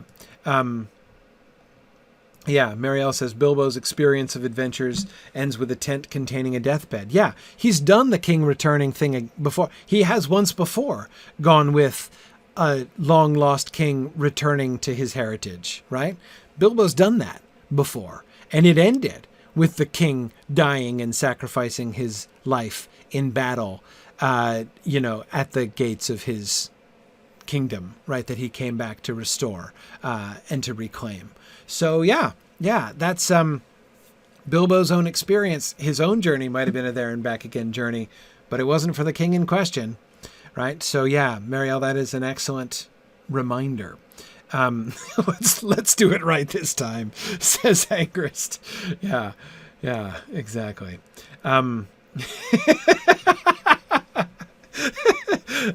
Whereas WKU fan says, we've had one king returning, yes, but what about second king returning? Oh, very good. Very good.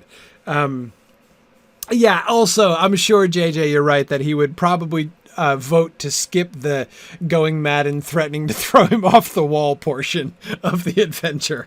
Could probably do without that a second time. Absolutely. Okay. Aragorn smiled at him. Then he turned to Boromir again. Again, the smile too, right? You gotta love the smile. Aragorn turns and shares the moment with Bilbo. He returns Bilbo's affection. He sees the affection. Both, I like to think that this is Aragorn reflecting both with affection upon Bilbo's sticking up for him, right? And also for, just like the fact of the old hobbit telling Boromir off, right, under these circumstances. And again, knowing the place of affection that comes from. But in addition, I like to think of that smile that Aragorn gives to Bilbo here as going back to the poem itself and the giving of the poem itself and what that poem means and has meant to Aragorn, right? Like he enjoys the reminder, right, of not just of the poem itself associated with his name, but of the fact that Bilbo made it for him, right? Yeah, there is a lot behind that smile, Zephan. I think that's very fair to say. I'd also point out, how many times does Aragorn smile? He's fairly grim most of the time. I mean, we were giving Aragorn a hard time for the fact that he doesn't do hobbitry very well, right? When he tries to give it back to Bilbo in the Hall of Fire, it sounds really awkward, right? I mean, he's like, he needs to brush up on his hobbitry, right? He doesn't smile very often, right? So just the phrase Aragorn smiled is kind of a big deal, like full stop, right? Even without thinking about the exact context. Yeah.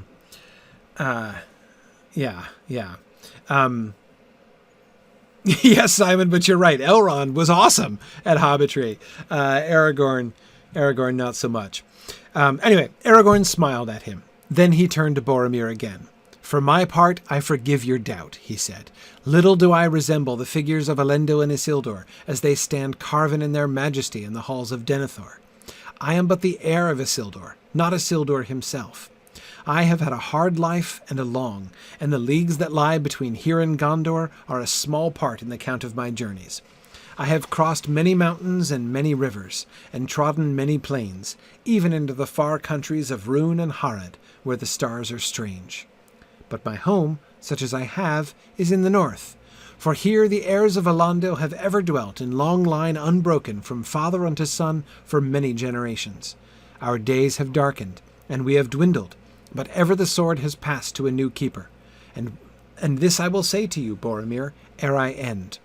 Lonely men are we, rangers of the wild, hunters, but hunters ever of the servants of the enemy, for they are found in many places, not in Mordor only. Okay. Yeah, Rhûn and Harad, where the stars are strange, is a really good line, Arahad, isn't that? Totally agree with you. Awesome. Puntine says Aragorn smiled 3 times. When were the other 2, Puntine? When were the other 2 times Aragorn smiled? Hang on, wait. No, don't tell me. I'm keen to guess. Hang on. When else does Aragorn smile? Gosh, that's a poser. Let's see. Hang on. Does he smile in with the trolls? He was joking with them, but I'm not sure. Does he? Not much use, is it, Sam? He doesn't smile in Bree, does he? Okay, no, it's both later. In the Houses of Healing, right? Of course, he smiles at Merry, right? In his later awkward attempt at hobbitry, right? Absolutely. And with the Riders of Rohan, okay.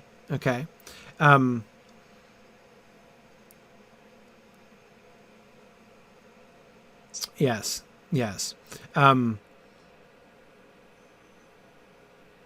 JJ, I've always understood that, like, Rhûn is below the equator, is why the stars are strange there. He smiles when he talks about his rascally look. Right. I thought in somewhere in there he was smiling. Yeah. Anyway, Yeah, about looking foul and feeling fair. Yes, yes. He does see the humor there. Well, Tessa, parts of Rune have to be below the equator because, look, Rune just means east, right? So I mean, like, everything north and south. So you go due east from the Lonely Mountain, and where are you? Rune, right? Go, due east from Harad, and where are you? Rune, right? I mean, Rune is out there, right? So it's also possible that he's only like Rune and Harad, where the stars are strange, right? It might be only Harad that he's referring to, where the stars are strange.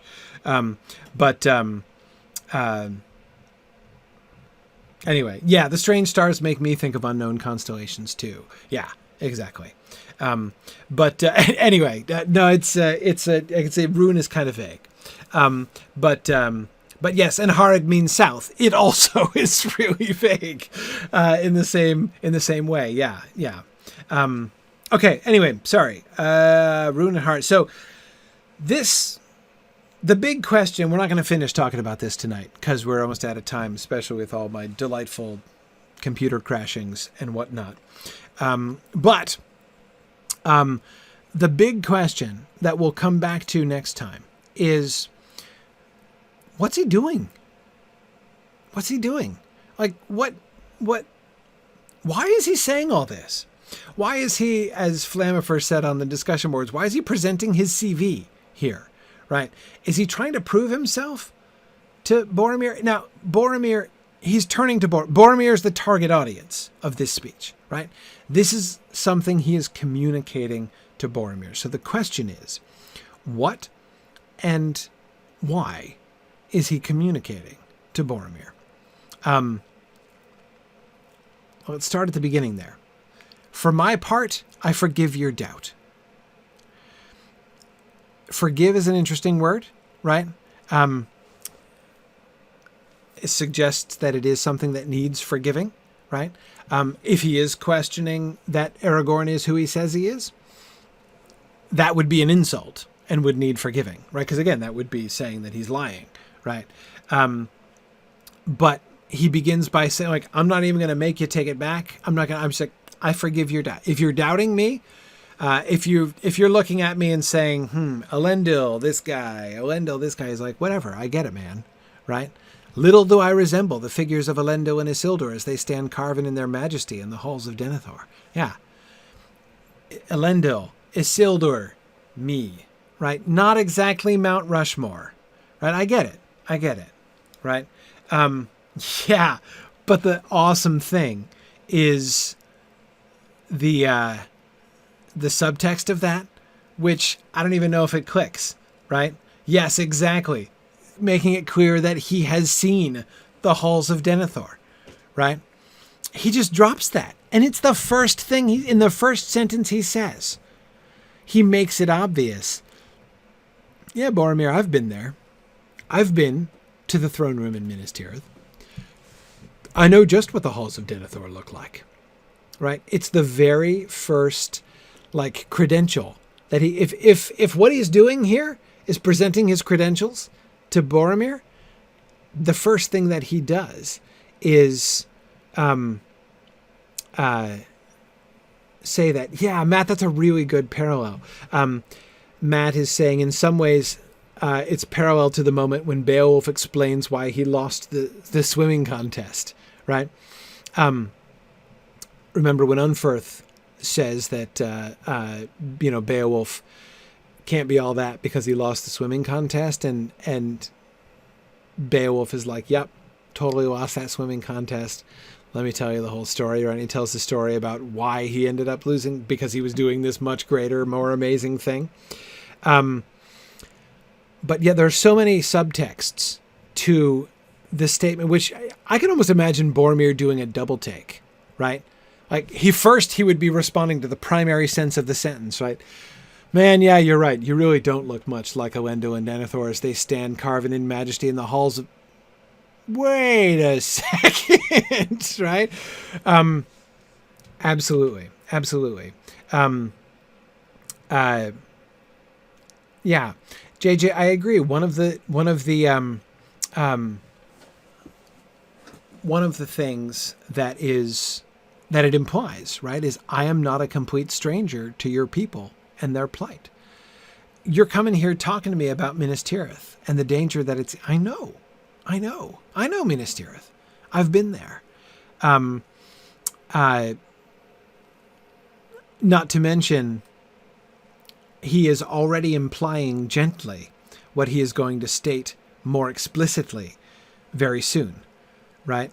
The leagues that lie between here and Gondor are a small part in the count of my journeys, right?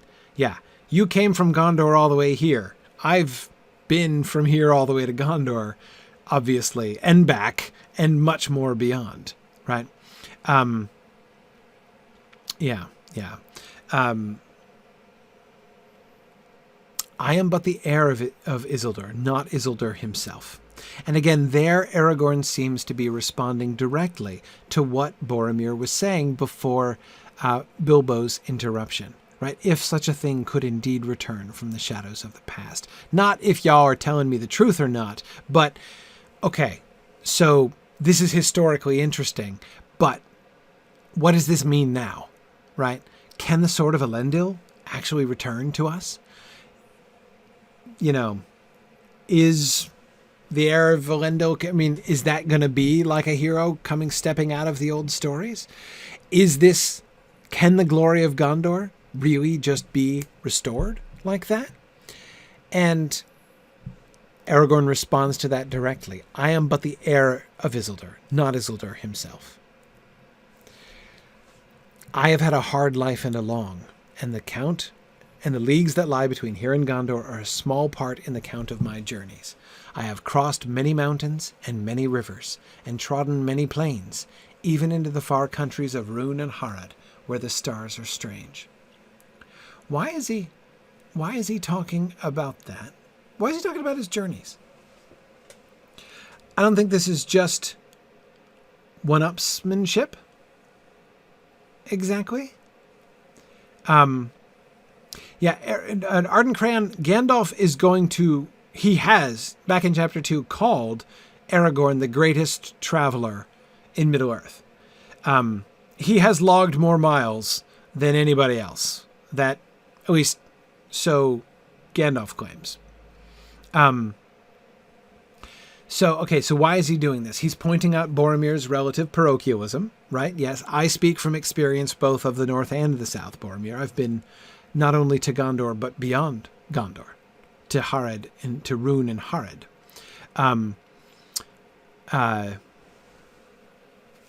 Good, Marielle, pointing out rivers and mountains aren't nothing in a pre-industrial world, so it also would sort of speak metaphorically, right? I mean, both literally, I've kind of accomplished quite a bit. I remember Boromir had an issue with one of the rivers, right? He lost his horse at Tharbad at the crossing of the Grey Flood. So, yeah, crossing rivers, non-trivial. Boromir knows, right?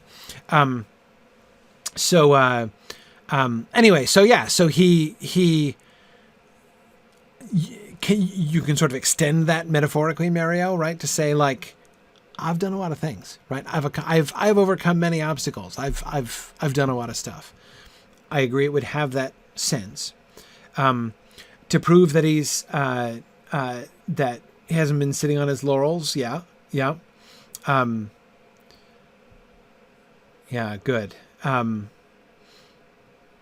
Good. Fourth Dauntless says Aragorn's face is notably weathered and weary. His journeys are a part of why he doesn't look like Isildur. Yeah, exactly. Like, if I don't look like much, there's a reason I don't look like much, right?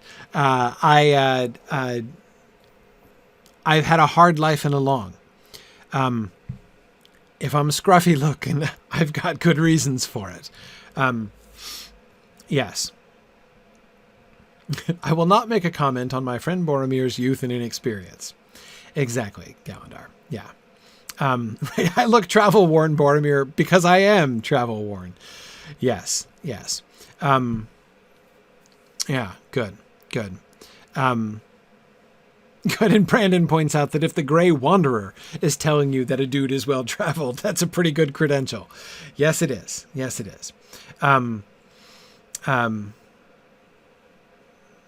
Yes. Chris is suggesting that he could paraphrase this by saying, I may not look like much, but I've got it where it counts. Possibly. But yes, Arahad, back to the Gondor political relevance, right? The fact that he says I've been lots of places, right? And I've traveled many times the leagues between here and Gondor. But there are only 2 places that he names by name, and there's a third that he points to indirectly. And those are Rhûn, Harad, and Gondor, right? That is, the enemies of Gondor, those lands that beset Gondor and from which their peril is now coming, and of course, Gondor itself, and indeed the heart of Minas Tirith. I'm not sure everybody who lives in Minas Tirith has been in the halls of Denethor. That's not necessarily public access, So in showing that he has been in the halls of Denethor, he's not only saying, yeah, I've been to Gondor, right? I can show you my passport. I got that stamp, right? But he is also, it's a bit of a teaser, right? In what circumstances were you not only in Gondor, but in the halls of Denethor? Not just the halls of the king, but the halls of Denethor. Yeah, he signed up for the tour, says JJ. Maybe they run tours, maybe he got a tour, maybe there was like one of the guards of the Citadel who showed him around, like the yeoman at the Tower of London. It's possible. But it's possible. But, But Boromir's got to be wondering, like, have I met this guy before? Like, have I seen him before? Should I remember this guy? Right. All right, Gallandar had said, don't worry, I've been spying on your people and plotting my return for years. Yeah. Well, that would not be perhaps the most assuring note to try to inspire. But yeah, so I think one thing that I do think, again, if we want to say what message emerges from this paragraph, like what is the point, what is the message he's delivering to Boromir? One of them would be, I understand. I get it, right? Boromir very likely feels Boromir very likely feels that when he comes here, and remember, like his whole speech, verily from the land of Gondor I am come. Remember when he said things like, few, I guess, know of our deeds or guess their peril if we should fall at last. He expects people not to get it, right? Just as we see him not getting what's going on elsewhere. But he expects people not to get it, right? You guys all take Gondor for granted. You don't know what's going on in Gondor. You don't know what it's like in Gondor. You don't know what would have happened had we not been resisting all this time because you guys have been sheltered behind the bulwark of the West, right? And here is Aragorn saying, I know, I get it, right? In fact, gently, I probably understand better than you do, right? Have you been to Harad and Rhûn, Boromir? Right? You think you understand the political situation of Gondor. I might know it better, right? I understand Gondor. We have a connection here, right? Yeah. There is a bit of an echo of the oft-disguised Odysseus wandering about the world, Matt. Yeah, I agree. Interesting. Yeah, JJ says, in a way it reminds me of when Aslan weeps with Diggory and the magician's nephew. Yeah, it is a little bit like that. We know, right? We have experienced suffering. We have experienced loss. Yes, and for Thoughtless, you're absolutely right. Boromir is clearly wondering whether Aragorn is going to live up to his sword, right? And he is presenting credentials of hardiness. So one answer already to the bigger question, why is Aragorn doing this, would be, to me, not to brag, this is not like a testosterone response, right? Oh, you're questioning me? Well, let me tell you, Sonny, right? I don't hear that in Aragorn's response, right? Thinking back, Marielle, to the point that we began with tonight, when he says, for my part, I forgive your doubt, right? I think he understands Boromir's resistance. I think that he even in a sense approves of Boromir's resistance, right? And so his presenting of his CV here is, I think, an acknowledgement of the reasonableness of Boromir's doubts, right? I get that you have doubts, man. Why wouldn't you have doubts?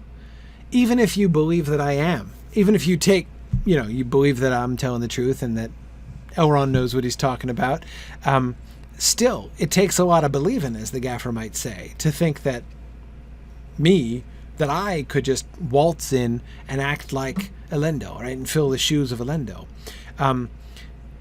You want to see some evidence. You want to hear some evidence, right, that I not just am who I say I am, but that I can do what needs to be done, right? Not just that I'm distantly related to Elendil. In one sense, big whoop, right? Who cares? But in another sense, but in a bigger sense, to say, no, really, I am the heir of Elendil, right? I am going to, the doom and great deeds have come, and I am stepping forward, right? My day has come, and I'm going to step forward like Elendil did. Good. Galandar reminds us, of course, that he seemed to approve of Sam's skepticism back in Bree. He's not going to disapprove of Boromir's skepticism in that regard. Yeah, absolutely.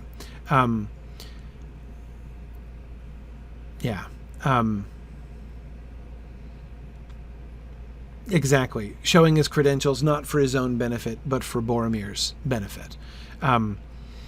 Yes. It's almost like a sign of respect. I acknowledge that you deserve an explanation. You deserve to have this proven to you, right? So let me present my reasons. Let me present my explanations. Let me tell you about who I am and why you should take the advice of that poem that my grumpy old friend over here just quoted at you, right? And remember that all that glitters is not gold, right? That all that is gold does not glitter. Sorry, sometimes I lapse back into the Shakespearean phrasing. Yes, which of course we talked about before. Good. All right, I'm going to stop there. It's getting super late, and I deliberately went a little bit long because we lost a bit in the middle there, but we'll save that last paragraph for next time we see. And again, where does he go? This is a long speech by Aragorn and an important one, and he knows it's an important one, right? So where does he go next? Step by step. We looked at Boromir's rhetoric before to the audience, right? Now let's look at Aragorn's rhetoric to Boromir, right? What is he conveying there? Okay. All right. Thanks everybody for sticking with me, and I'm gonna switch over. So thanks to the Twitter folks, especially those of you who are patient and bore with me during the more weird for you even than for others gap. I'm gonna switch over to twitch.tv/signumu, and we will head over to the field trip. Okay. Thanks. So I'll say goodnight to the Twitter folks, which means actually disconnecting. There we go. All right, and thanks to the Talon folks. Good to have you guys with us here. Okay. All right. Hey there, good evening. All right, now I got to try to fire up the game again and see if it doesn't cause any horrible disaster. All right. So, fingers crossed on that point. Yeah. All right.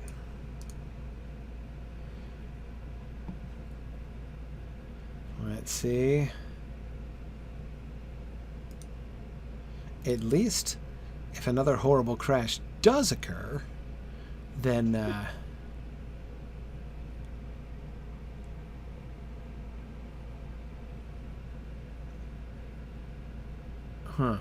At least if another, if it does occur, then I'll definitely know what was causing it.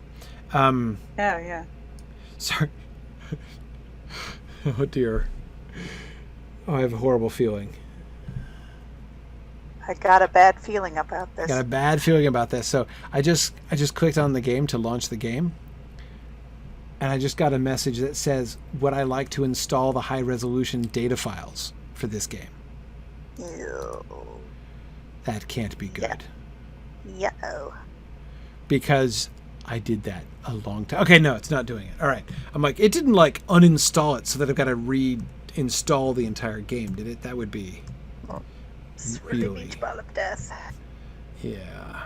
No? Okay. Seems... Yeah, that would be a really large download, Amathorn. You're completely right about that. That'd be about 2 days worth. Yeah. It does, however, seem to have totally forgotten my username, which it normally remembers. Oh boy. Okay. Well, but so far, no disastrous crash. So Don't jinx it. Yeah. You flickered in and out when you said that. I'm sure it's fine. It also doesn't remember that I've ever been on any of these servers either. Oh no, he's flickering in and out. Oh, okay. What? Am I still there? Everything looks fine on my end. Oh wait! Oh man! And now it's asking me to sign the end user license agreement again. Oh dear. Ew. All it means is it's lost your setting spot. Yeah, that's okay. Oh yeah, that's how mine refuses to remember any of my settings. All right, let's see. This is all very... Amathorn says, let's read the whole thing together. Yeah, let's do a close reading of the end user license agreement. Our worst fears. Okay, our worst fears. Whoa. Are you hearing weird sounds? Okay. You still there, Valori? Whoa. Oh dear. Okay. Alright. People still hearing me?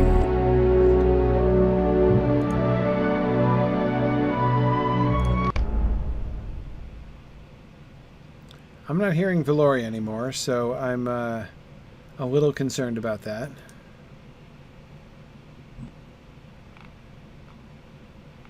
You can hear both of us? Okay, I'm not hearing her at all. That's not good. Hang on a second. And maybe it's a...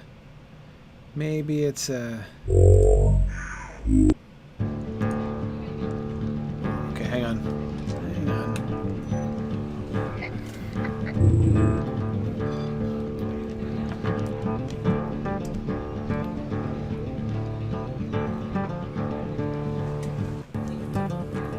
Okay. All right. Let's see.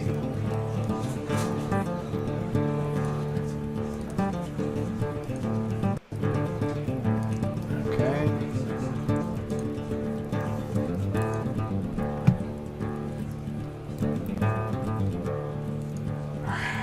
The reason people can hear the game so loud is because the game lost your file.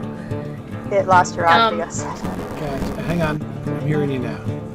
Oh, okay, good. Yay. Okay, you're back. Hooray. All right. Okay. Right. And I think, is that coming across on Twitch okay?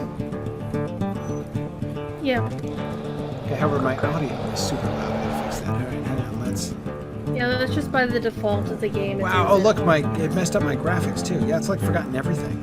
Holy cow! It did. Wow. Okay.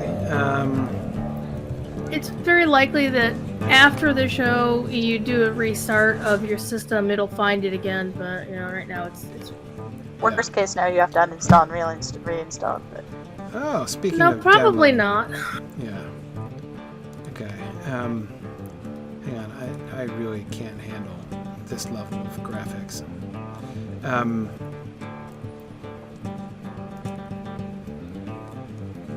Better. Still not great.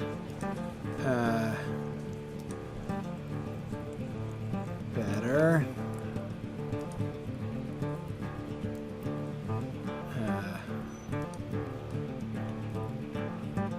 Better.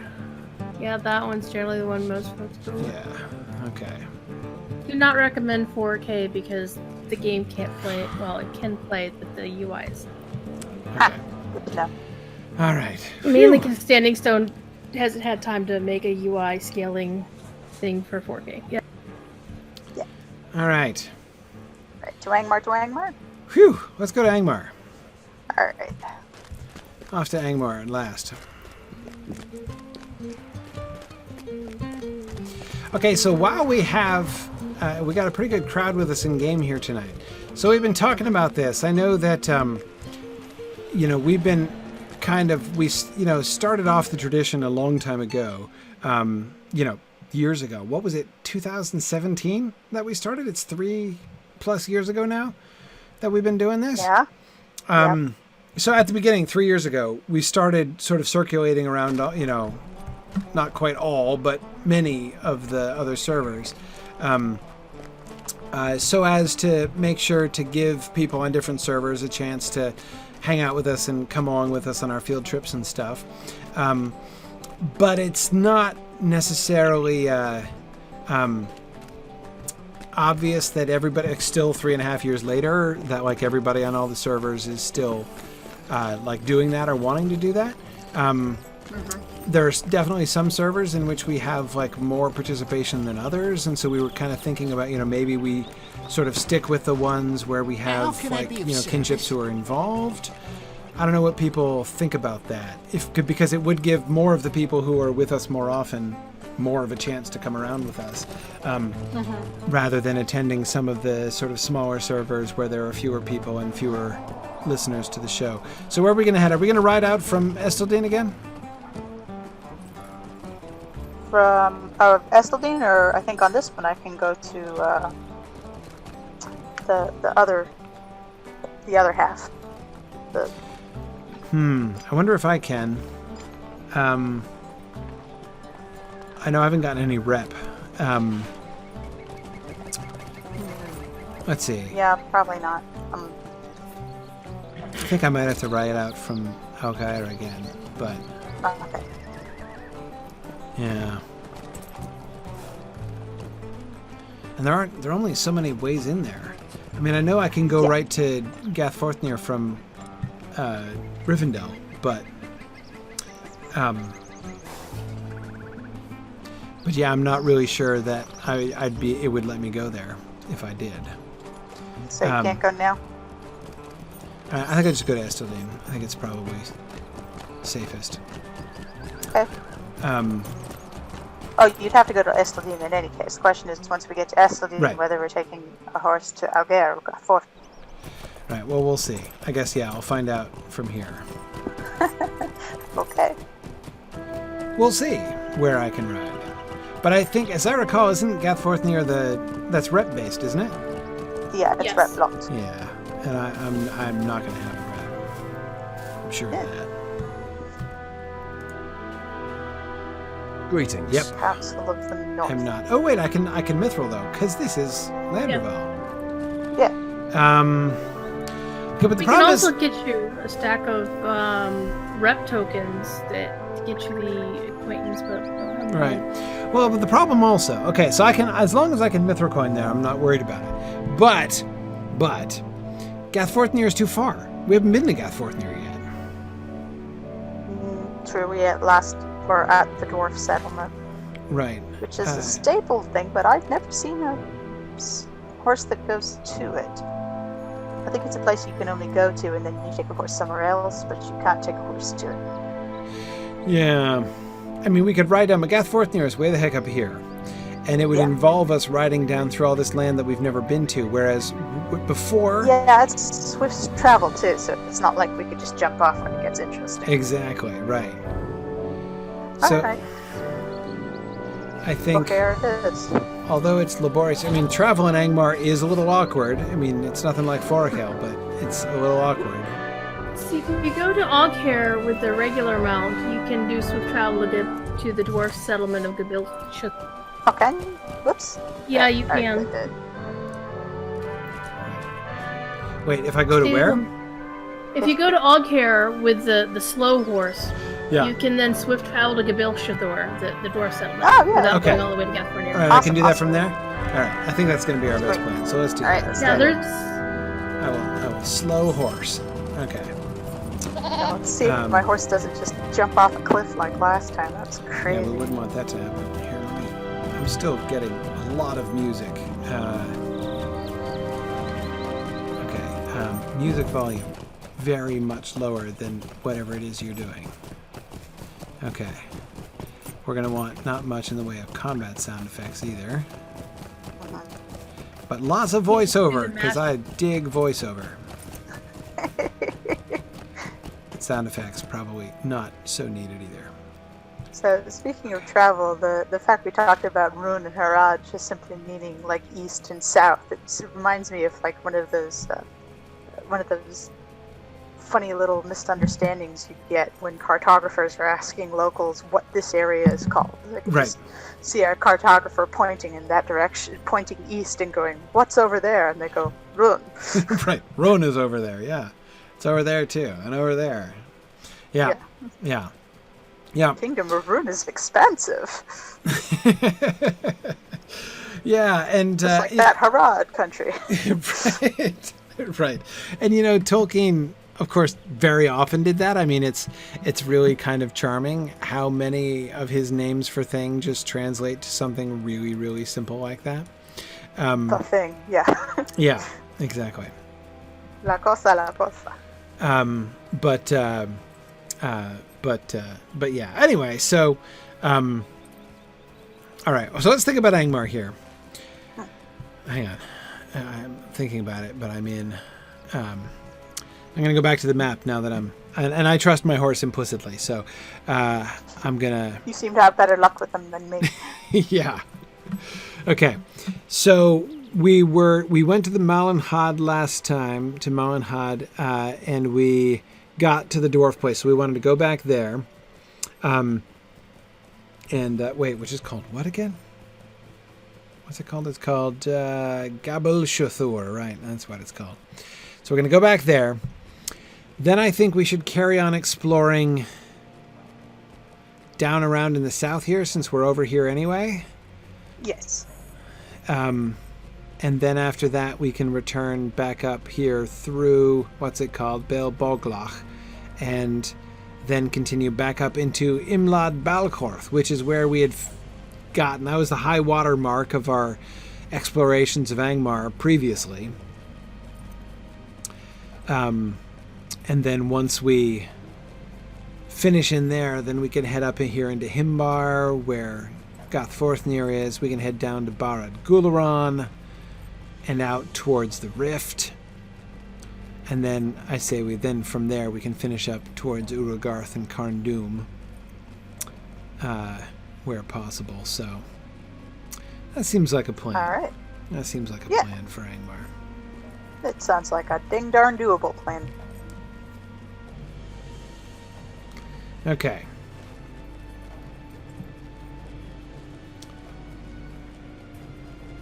Oh, Pontine says we don't need rep for Gathforthnir. We only need the epic quest done. How far do I need to get the epic quest done in order to be able to get to Gathforthnir? Do you remember? Can somebody tell me exactly which chapter I need to get up to? That'd be handy. Chapter 6. I mean, done it several times, but it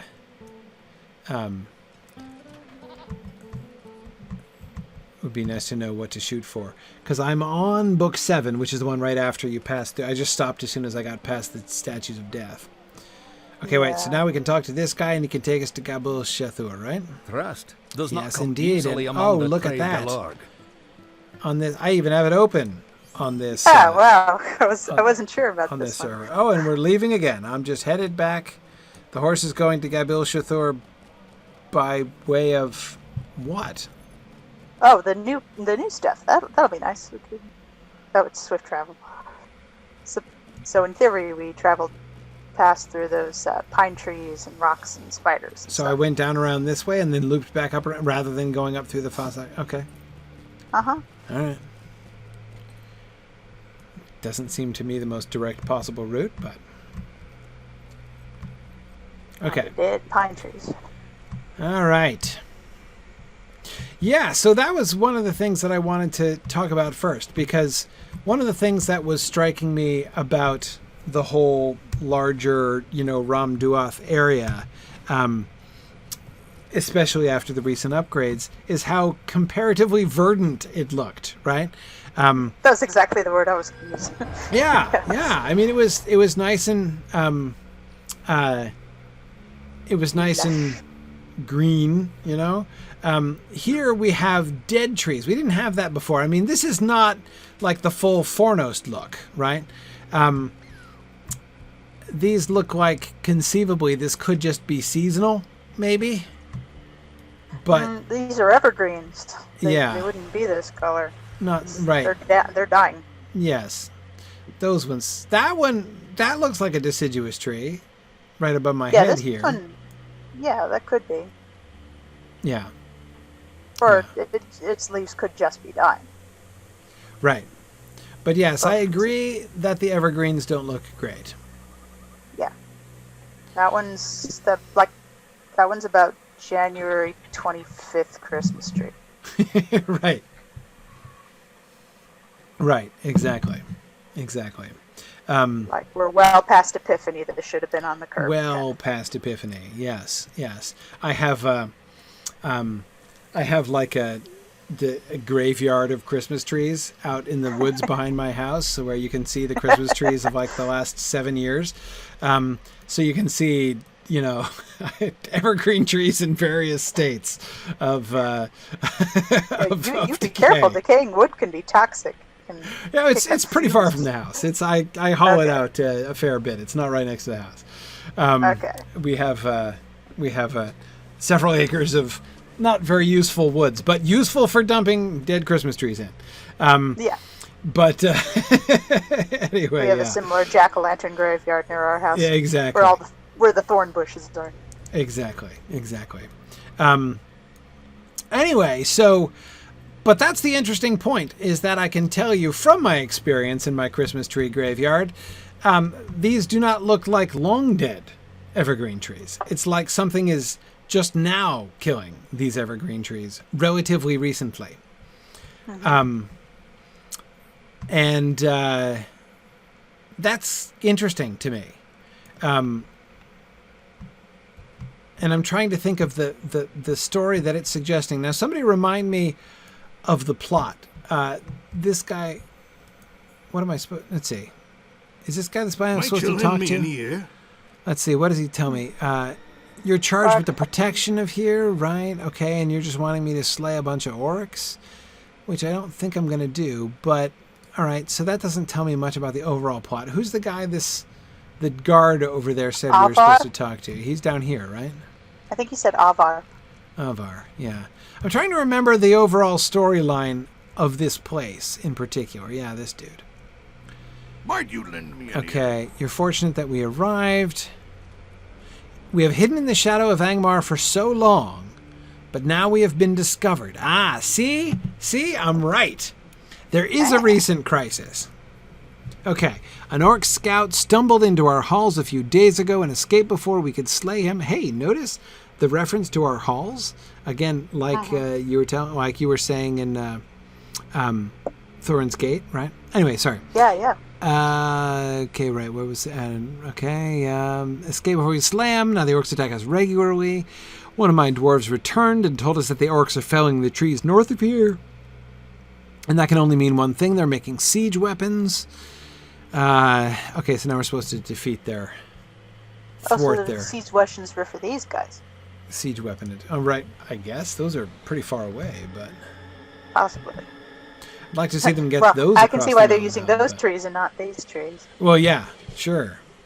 Okay, that's it. What else is... No, we get nothing else? Isn't there epic quest here? No. I'm still No, just this supposed to is get to the Gathforthnir. There's another quest up here.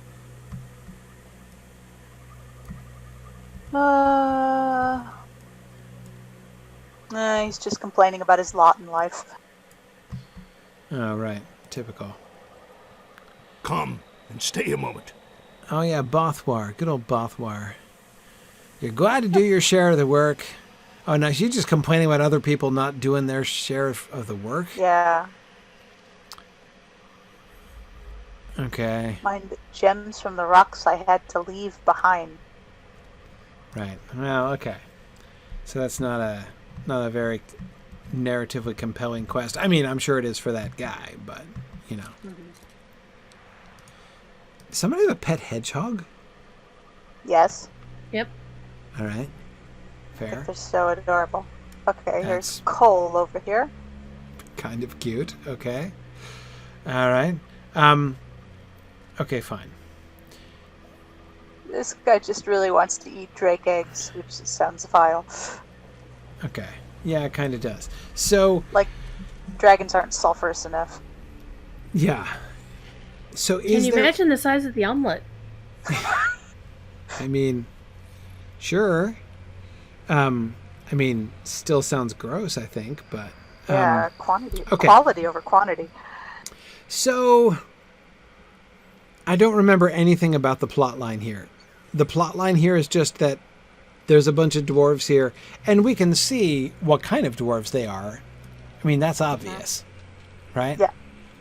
Long beards all day, every day. I mean, their architecture says that very clearly. Yeah. As well as the mountains they're jammed up against. Right. And if we think geographically, right. Where are we geographically? Well, actually, we're closer to like the Misty Mountain sort of thing. So Right. Misty Mountains in Edinmore Mountain Range. Okay, right. So looking at this here, we've got the Misty Mountains. We've got Moria down here. Right. So Khazad-dûm was down here. We had dwarf activity extending up through up the Misty Mountains, up ultimately towards Gundabad, right, in the old days. This is still kind of a departure, right? I mean, this is in the mountains that are the boundary between Old Rhudaur and Angmar.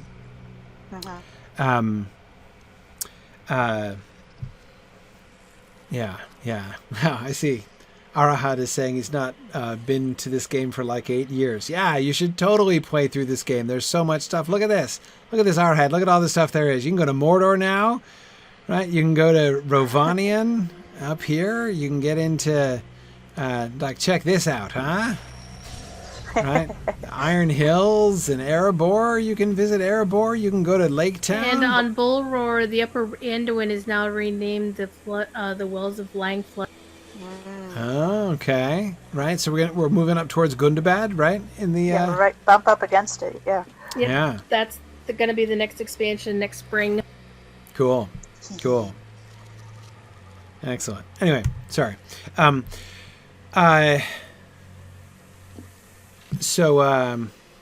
All right. So hang on. So Edith was reminding me of the narrative. So the dwarves are trying to stay hidden. The rangers are sending you to find Galadir, the ranger who defied Aragorn's edict to not cross the line of statues. Right? Okay. So you just stumble. You're looking for Galadir and his people, and you're like, hey, unexpected dwarves, right? and then you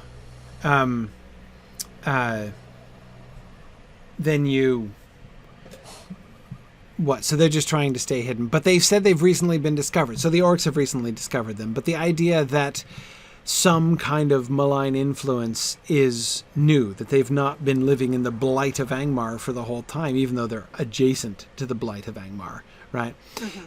The thing to remember, as we've been seeing, of course, with all of our recent dwarvish experience, is that what we're seeing here, right, this isn't their place. Their place is inside these mountains, right? These are the front. Yes. This is like the courtyard. This isn't their village. This is the courtyard, the outer courtyard of their place. Marketplace, yeah. Yeah, exactly. Yeah.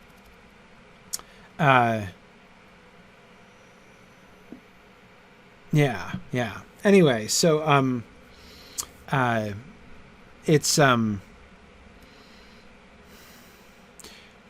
it's interesting to think that the dwarves have been here. They say they've been here so long. I wonder what that means. I have to think that they probably, the dwarves here must have come here since the Witch King fell, right? Since the destruction of Angmar. Yeah. You think they're like maybe Erebor dwarves that stopped here on the way back? Maybe. I mean, again, that's why I was looking at the map, because I was trying to figure out where in relationship to other dwarf things, this is. And apart from being just a little bit to the north of the road, right, the Great East Road, there's really no other, adjacent dwarf domains here, really. Of course, we met dwarves up in Forest. Moria once stretched further and then didn't anymore. Right. Right. As Maelstrom says, a real estate agent would say, oh, it's not blighted, it's blight adjacent. Yes. Exactly. What kind of schools does it have? Exactly. Certainly no curb appeal. Yeah, well, for honest, that's what I was trying to remember, if there was any connection between these dwarfs and Goladir's party. And that's what if they're just entirely a sort of a side quest sort of thing. I mean, you come here and you're like dwarves and, it does not advance the Goladir plot at all, or whether they were connected in some way. Well, Valmoini makes a good point that Othrikar is closest to here, but also Othrikar is just in the middle of the Esseldine area, and we don't know where they come from either. Yeah, that is a good call. Up in the north of the North Downs, yeah. So yeah, you're right, actually. Othrikar would be, if we go down to the North Downs, that's right up here. No. Yeah. Yes, it is. It's this one. Yes. Othrikar is, so it's not like it's directly through, but it's on the southern... it's the southern face of these same mountains. Yeah. So conceivably they're on a hill sort of alone. They're not really facing any mountains, but conceivably there could be some more dwarfs step up in these mountains, and that's where it all connects. Yeah. No, that does seem very possible. That's interesting. And which one was it that we met in? Was it Dory that we met in Othrikar? Gosh, I don't know. Or was it Dory or Nori? Finding Dory was a quest in Othrikar, yes. It was Dory. Oh, you're right. Okay, I thought it was Dory. Dory. That's right. He wanted to single-handedly take on all the people that No, I remembered that we had to save him, but I couldn't remember off the top of my head which one it was. Okay, it was Dory. Yeah. Interesting. Okay. So, definitely Longbeards, as we knew already from their architecture. Yes, definitely they had to have been here long enough to have built these buildings, but that doesn't say that much. I mean, Thorin's Gate is only a couple hundred years old. Yeah. Less, because it's, since they got there, like in Thorin's lifetime. So, this needn't be older than that and could be younger than that. I don't see any evidence. I'm kind of scanning around looking. I don't see any evidence of crumbling or decaying or anything. here. No, it's pretty sturdy stuff. Yeah. I mean, of course, it's dwarf constructed, right? So you wouldn't expect to see it already breaking down. But are these skylights? They are. Trapdoors. I don't ever remember noticing these before. These are hatches that go down into, again, making it even more obvious that this, what looks like a blank wall, is really just a facade, right, of the full, the delvings that are inside. And these have these hatches from up here, which is nicely defensible because no doors down in the bottom, right? Yeah, so you can access the inside from the top of the wall. What's underneath it? Is it a rampart? Is it like part of the defense, or is it a full building? It looks like just a wall. Well, from up here, it certainly looks like just a wall. Yeah, I wonder what it looks like from beneath. I'll go down there in a second. Just looking up here. We've got... I like the little sort of towers here. Several ground level doors here. Yeah, it looks like it's just a wall from down here, but I wonder if the trapdoor just leads them down just to the first level where just they can defend the yeah, wall. Exactly. Inside, yeah. Maybe It could be an oubliette for Dauntless. It could be. Maybe an armory. Yeah, yeah. But I do think it's. Did I get the quest from this guy? I'm sorry. Did you need something? Oh, this is the guy who told me to hasten up to Gathforthnir. Okay. What is this guy saying? Stay a moment. Okay. I will learn the lore of Angmar if Nethra has anything to do about it. Are you speaking of yourself in the third person? No, you're not. Okay. Braggyard. Oh, right. The lonely... Yes. Okay. All right. Talk to Nethra. That sounds like a good idea. Okay. Yeah, I definitely want to talk to him. Yeah, the guy who collects swords. Right. Vague memories of him. Yeah. Okay. All right. So, that's right. In other places, like in the other human settlements that we have seen here in Angmar, we have seen evidence of the recent malign influence of the return of the new Angmarim, right? The return of new Angmar, especially in those spiky altar / shrine / buttress locations that we've seen in several places,